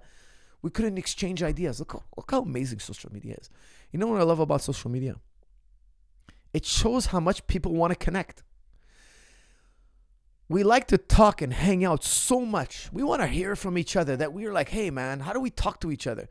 Let's make this thing called YouTube, Instagram, Facebook, all these crazy things. And look, the person on the other side of the computer, he could write a text message to the person doing the live. Like, I love it, man. I love it. I love that I could talk to people from all over the world. I love to exchange ideas. I love to learn about other people's cultures. I don't have to actually travel. Of course, I still love to travel, but it's not as convenient. I can get in here every week and hang out. Well, what does that say about humanity, man? Humanity loves to hang out. Humanity's finding the most crazy things, the most crazy inventions, because we're lonely. human beings are lonely. If we don't have connection with the outside world, with people, we don't have a social network, it's a very powerful need. After food, heat, security, you need to socialize. It's a very powerful need. Now, it's amazing. It shows how much humanity cares about one another, how much humanity relies on one another. It's a beautiful thing. However, we can go too far. I think a lot of people try to show off too much. Look how great my life is. I don't think they're authentic enough. So I think we need to encourage people to be authentic. If somebody's authentic, I have more desire to follow them. When I sense people are not being authentic, I'm not going to follow and like as much. To be honest, I'll be honest with you. Because I feel like I'm less interested and it's more harmful to society. I'm just not interested. Like I used to laugh at, what's his name? The guy. And I don't want to harp on him too much, but what was his name? The guy with the abs who got caught on steroids. What was his name again? The guy was like, 9 ancestral tenets.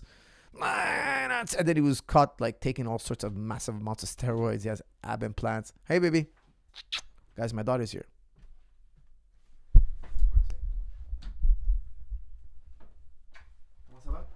Doing good, babe? She's shy. Okay, guys. Like I was saying, what was his name? The caveman.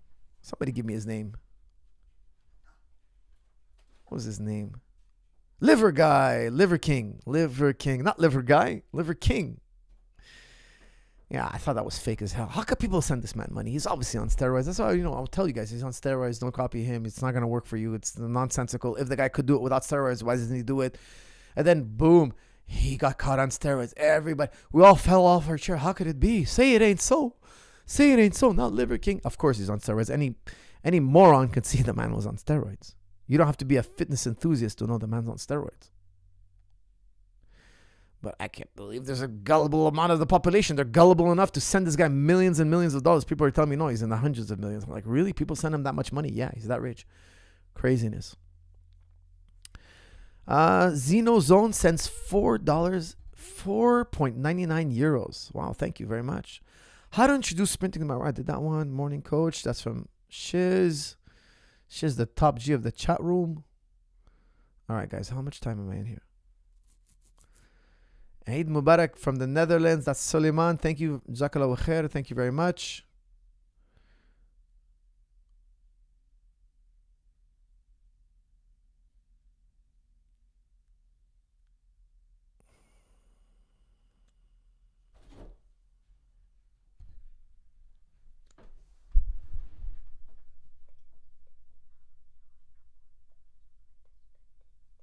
Who gave you the money? What can I give you? How could they give you money? Okay, baby. Don't worry, I'll take care of it. Don't worry about it. We'll take care of it. My daughter's shy, guys. Dog never did that, but this what?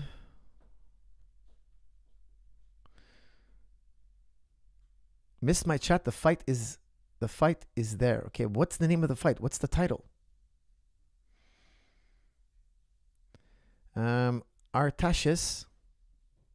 What is the title? I'm waiting for you. I'm waiting for Artashis. Abdul, I'm not going to do ship a thesis today because I'm going to end this very soon. We'll do this on another day. Search for my username. Man, your username is super complicated. You couldn't have made it easier for me. Artashis.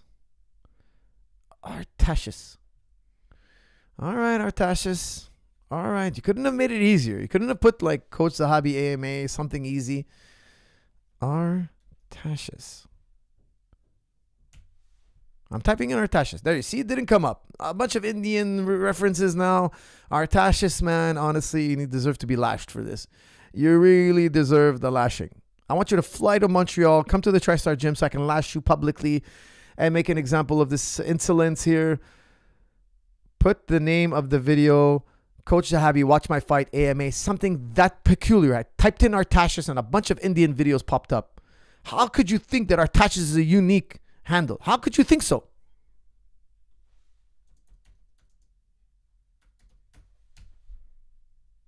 Oh, look at this. Muay Thai fight in Thailand, Bangla.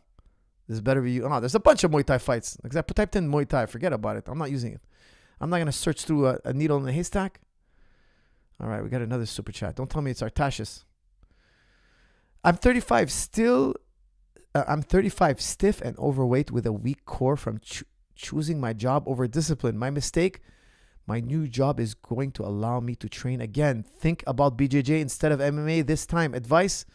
That's from RC Asil. Look, you got to get back in shape. If you're overweight, you got to lose the weight. You got to do general physical preparation. Okay, so like body weight squats, air bike. Very important, dieting. Dieting is massive. You got to lose the weight slowly, because if you go out on the mats before you lose weight, it's okay to do technique, but not live rolling. Why? You're going to injure yourself. Okay, so I would tell you, go to your jiu-jitsu class, do the drilling, but don't do the rolling. Tell your coach, look, I got to lose maybe 20, 30 pounds. I don't know how badly in shape you are, okay?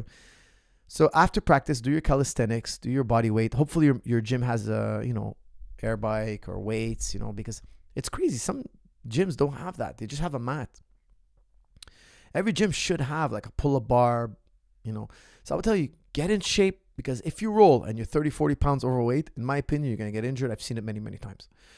Coach, do you think sharing why you don't like Floyd Money Mayweather? Coach, do you mind sharing why you don't like Floyd Money Mayweather as a human being? We have lots of fun and discussions about Mike versus Jake last year, and I mentioned Floyd versus Logan Paul. Good times. Shiz, you're very on the money. I don't like him as a person. I'll tell you why, okay? He makes a lot of money. I have, a lot of people I know a bunch of people who know him.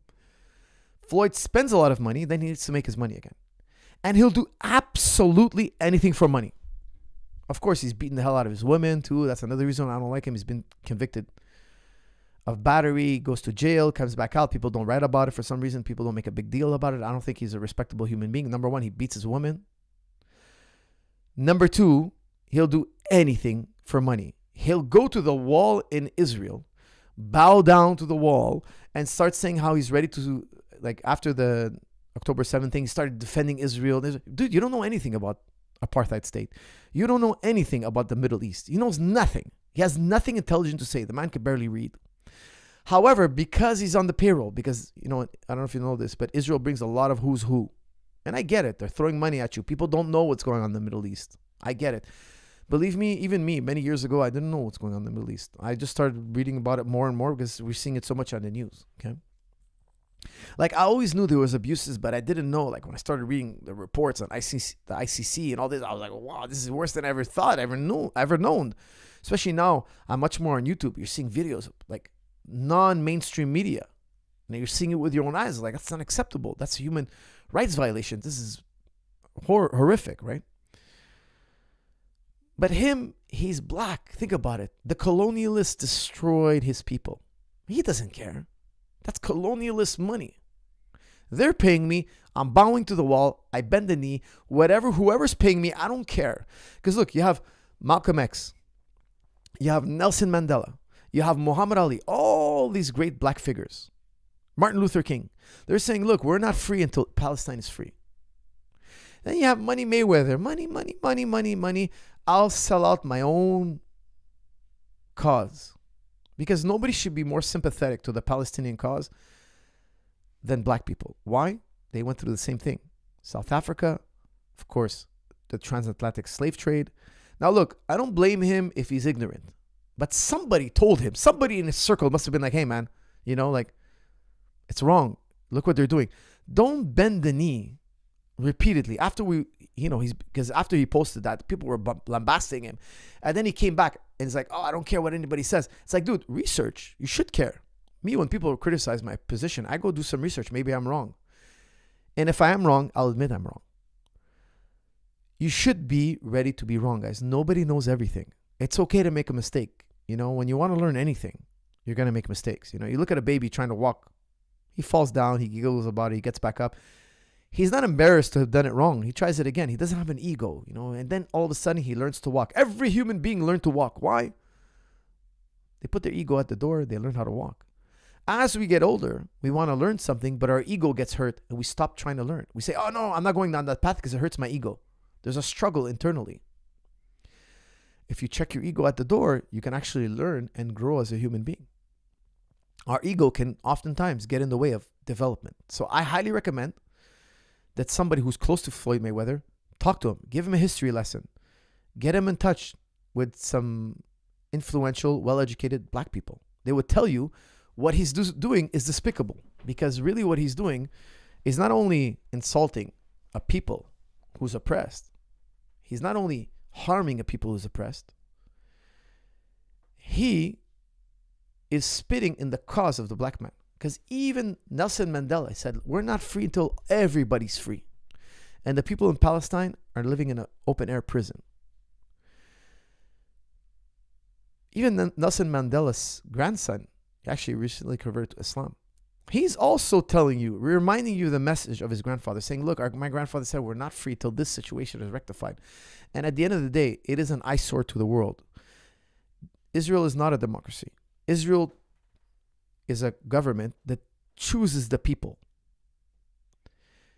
There's about 7 to 9 million Palestinians. There's about 7 to 9 million Jewish people.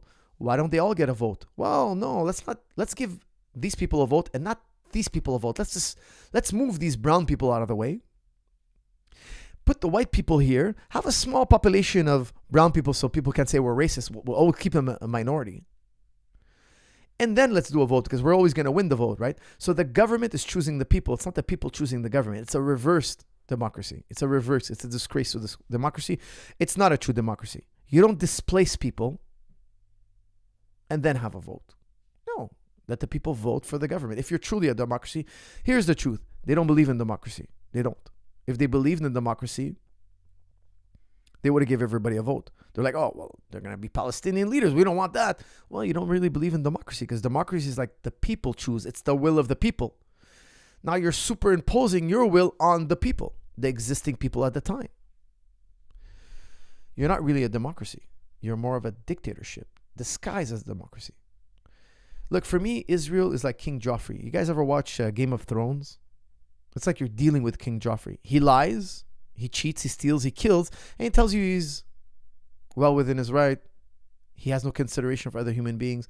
I think it ends really badly in the long run, okay? So, look, it happened to Nazi Germany. It happened to Russia. It happened to many empires in the past. They squashed, killed, murdered, destroyed. They want to use might against their enemies. Eventually, what happens is the next generation want to use might against you, because that's what you taught them. You taught them might is right. So the next generation coming up behind you, they're just as ruthless as you. They're just as vicious as you. So they see you weak, they crush you. So they start eating themselves up from inside. They start fighting against one another. It happened to the Mongols. It happened to most empires. Okay, all comes down to infighting. So that's my reason why I don't like Money Mayweather as a person. As a boxer, he was brilliant. As a person, he's not a worthy human being. Honestly, he's not. Honestly, I think of it. I won't say the term, but there's a certain word they used to use back in the day. Muhammad Ali used to use it quite often. And he's a traitor to the cause, in my opinion. If he's doing out of ignorance, I hope he does a 180. I hope he does a 180 and he's like, hey, man, I came to my senses. Then I'll show him some respect. But for me, if you put money above everything else, you're not my kind of person. Man, let me see.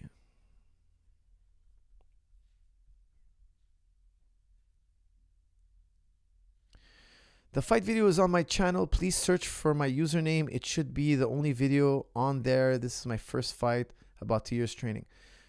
Man, don't you understand? Your name is not uncommon. Do you understand that?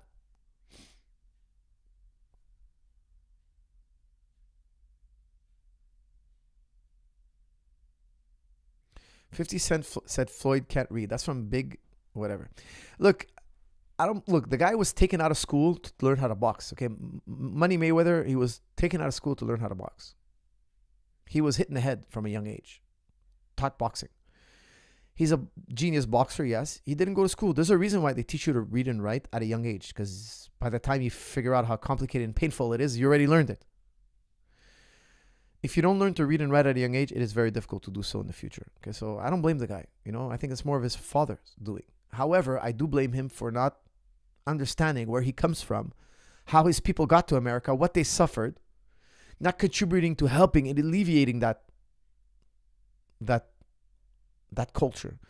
Because here's the thing, by buying cars and buying all this, he's just telling people, look, if you want to be rich, You want to live a good life, be rich.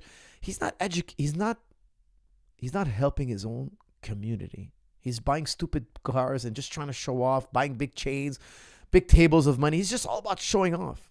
Like, dude, man, help your community, for goodness sake. If I had that money, I would just focus on ways of cleaning up your community, because your community is suffering. The black community is suffering immensely. And it has a lot to do because of their history, what happened to them in their history. He can help be part of the solution. He's too ignorant. And I find that ignorance completely unattractive. Coach, please answer my question. I tagged you it first chat. That's from Zeno. Zeno, I went up. I couldn't find your first chat. I apologize. I'm doing my best here. Gonna try one last time, Coach. Video title, don't show up. If you just search, oh boy, Artashes Chokarian, the fight will pop up. Cheers. You have the most complicated name in the world. Why didn't you just use jujiclub.com Zahabi 100? Why didn't you just use something I'll remember and type? Now you want me to type in this impossible thing to type. Now I gotta open my notepad. Guys, if anybody knows who Artashes is, please flash him for me. Can you guys do that for me? Artashes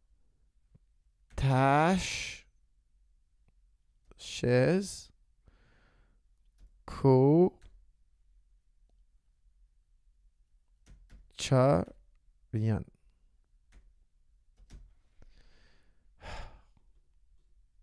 You're making my life difficult. Okay. All right, let's try this again. I'm pasting your name now. It didn't come up. I wish you could see what I see. You want to see? You want to know? Let me draw you a picture. I have something with Hindu writing. Some guy at a desk, a podcaster, something about taking an airplane. Then another Hindu guy, another Hindu guy, another Hindu guy. Everybody podcasting. Every video, it's all vlogs. It's all video vlogs. Here's somebody fighting in the Senate here. Another Hindu video. Like 100 million Hindu videos. 0 Muay Thai videos. No Hindu Muay Thai videos. Oh, look. What can I tell you, man? What can I tell you? You really screwed up. You should have put Coach Zahabi, watch this, Juji Club, 100%, Tristar. Something so simple, so unique. Your name is not unique. There are 1 billion idiots. Goodness gracious. Somebody in India, find this man. Teach him. Teach him the hard way.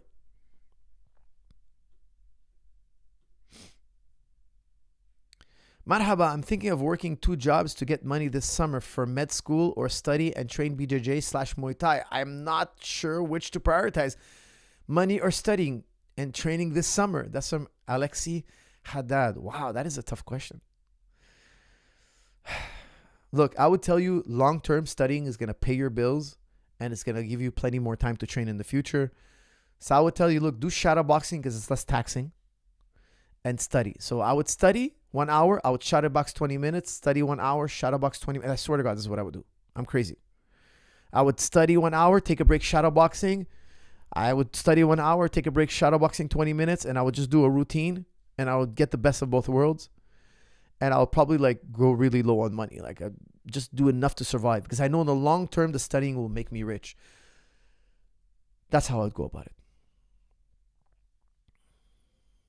Okay, guys, no more super chats, please. Let's end this on a fun one here. It's time for me to sign off. Let's do something fun, light.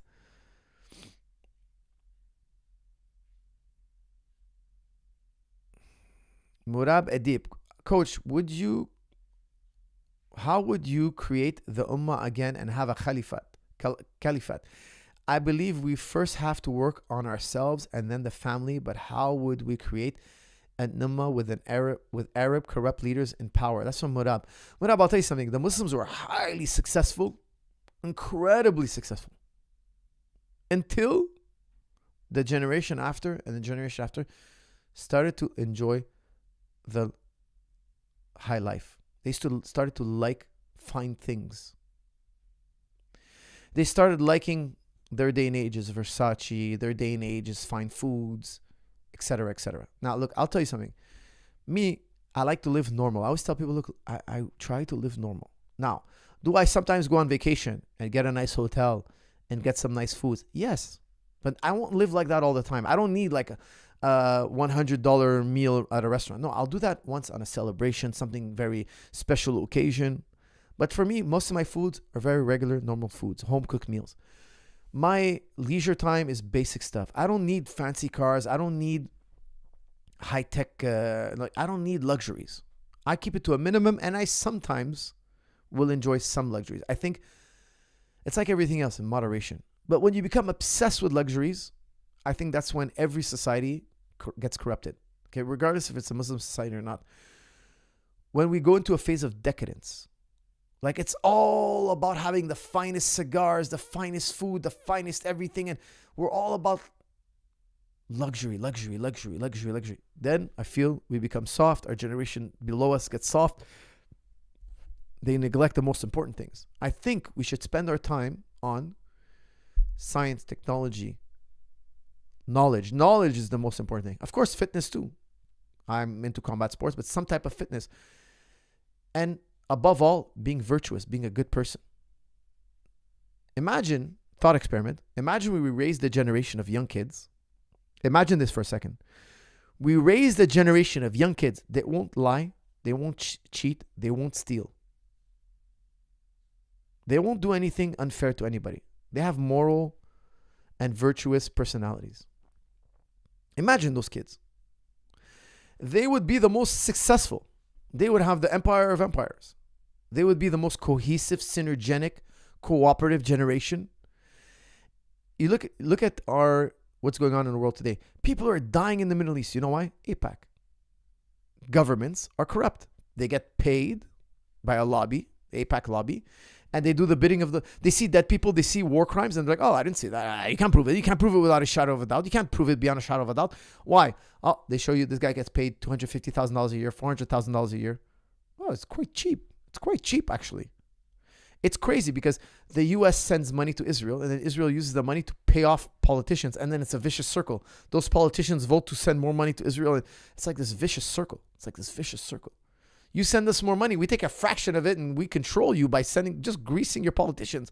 Imagine you had politicians who are like, no, there's no amount of money. There's no amount of money.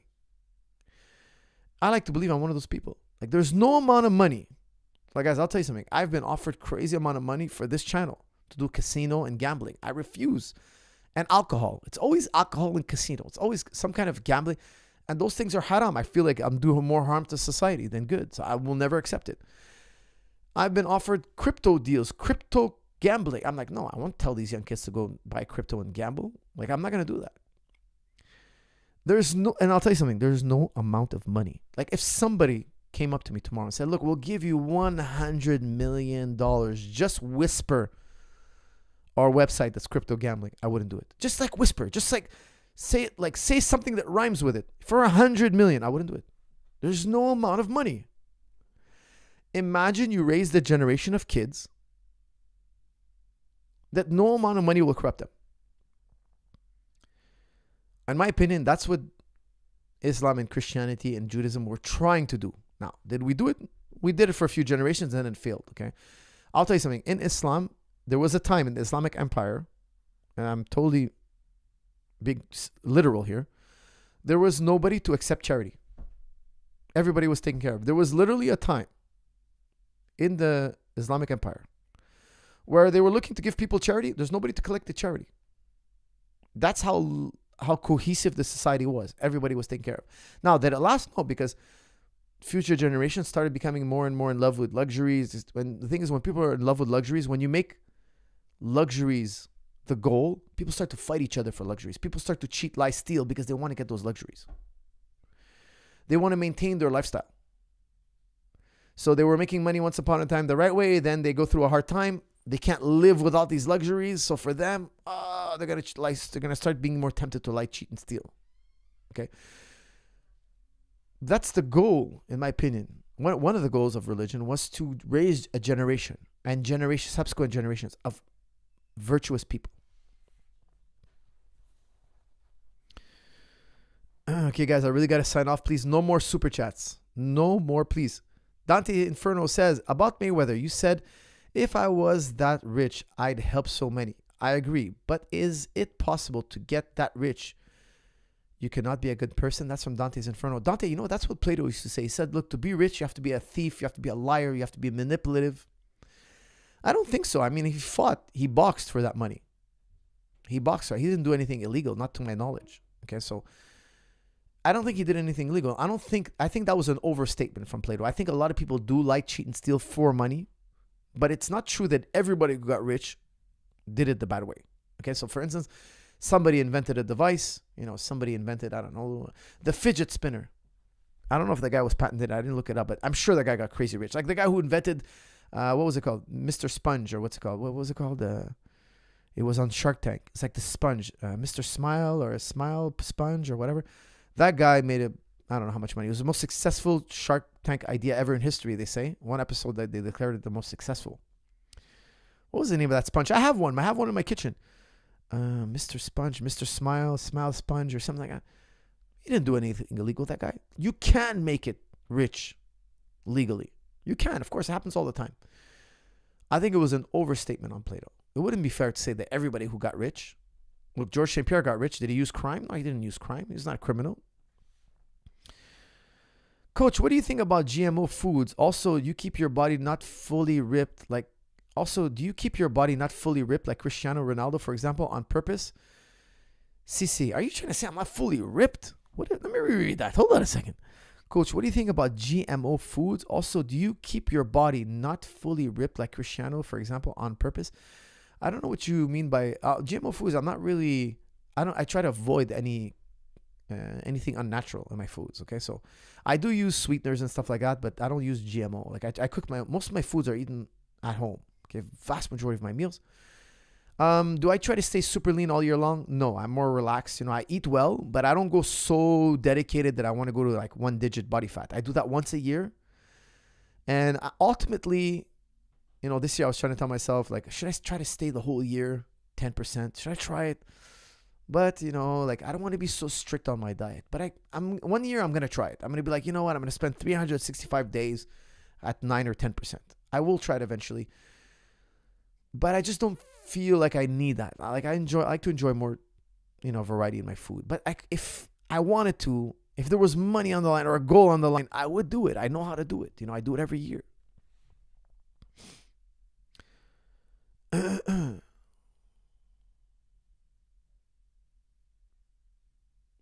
All right, guys, please, no more super chats. Let's end on something light and funny. What are your thoughts on Gavin Tucker? Well, Gavin Tucker is a student of mine. He's a friend of mine. I think only good things of my man, Gavin Tucker. He's a great fighter, and I hope he's going to be on the Montreal card as well. Thank you, Zdeno Zakaria. And I highly recommend you go training with him. If you're out east in Canada, go definitely train with him. He's a fantastic MMA and wrestler and boxer and all that. That's why we love you, Coach. That's from Water. Well, I'm not sure why you love me, but thank you. Can you and me spar next time I come to Tristar? That's from Zdeno. Sure, why not? Bare knuckle? Are we doing bare knuckle, Zdeno?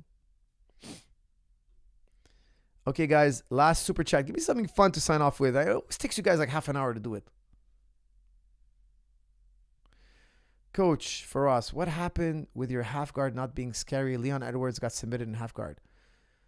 Did he get submitted from the top or the bottom? He got submitted from the top. I'm telling you the top position is better than... I'm not saying half guard top is not good. No, half guard top is the best. Guys, my whole system, George St. Pierre's system, is all about like force the guy to half guard and then crush him. So I'm a big believer in like putting a guy in... If I'm on top of you, I want to force you in half guard and beat the hell out of you. I think the guy on top has the advantage. When I was saying that I don't like half guard, I'm talking about I don't like half guard on the bottom. On top, it's great. On top is fantastic. Now, can the guy on the bottom win? Yes. But if you took 100 black belts of equal caliber, thought experiment, and you put one on top of the other, the guys on top would win more often than not. They would win the exchange more often than the guys on the bottom. That's just my opinion. That's been my experience. That's what I hold to. I love half guard on top. I don't like half guard on the bottom. But even though you must learn it, you cannot avoid half guard on the bottom.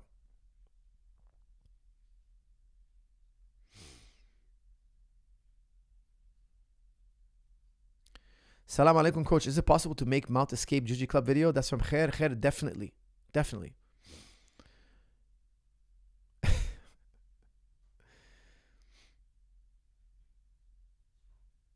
Because you don't... Zakra Khair Water, I understand what you mean now. Thank you very much.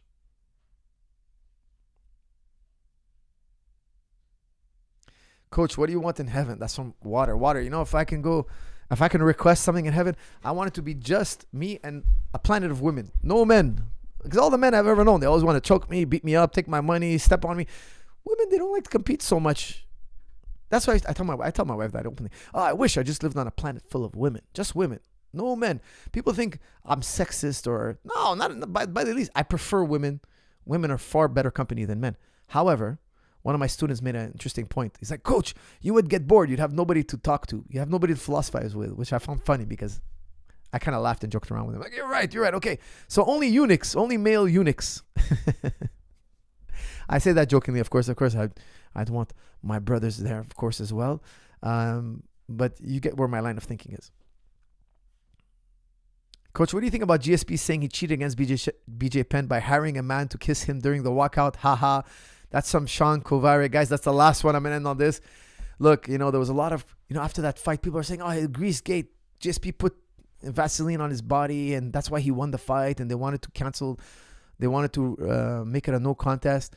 Guys, I told you guys this story on this channel. The Vaseline was put on accidentally. It had to do with one of his chiropractors who was telling us we had to massage him between rounds.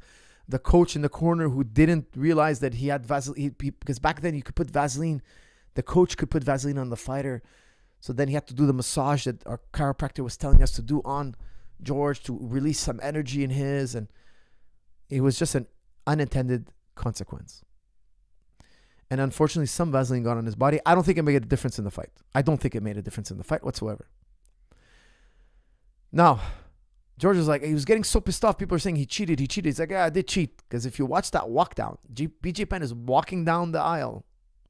And some guy, I think kind of dressed in a feminine manner, grabs BJ, a fan, and he kisses BJ Penn on the cheek. And George is like, I hired that guy. That kiss from a person. You couldn't say that nowadays. That person was dressed a certain way. A male dressed a certain way. I won't say because I'll probably get canceled. He kissed him, and he's like, oh, that lowered his testosterone. That's just George being crazy, funny. Now, is it the nicest thing to say? I don't think it's the nicest thing to say. I respect BJ Penn. I know he's going through a hard time right now. I want to wish him and his family the best. We love BJ Penn. Me, him, and George made amends. We made amends. We had a lot of friction. The BJ Penn team, our team, we had a lot of friction for a lot of years. Me, George, BJ Penn, we've made amends. I have nothing but respect and love for BJ Penn. I wish BJ Penn to have a speedy recovery. I hope his family is doing well. I hope that somehow, some way he gets the help that he needs. He's not in the best place right now, but I'm really hoping that his family comes together and they can help BJ, get him the help he needs. I hope he makes a great recovery. I say that from the bottom of my heart, guys. Thank you very much for tuning in. Like, share, comment. Don't forget to use the promo code GET55 off. I just released Ultimate Guillotine Escapes. Check it out. I'm sure you will escape many guillotines if you get this video. Thank you all, and see you in the next episode.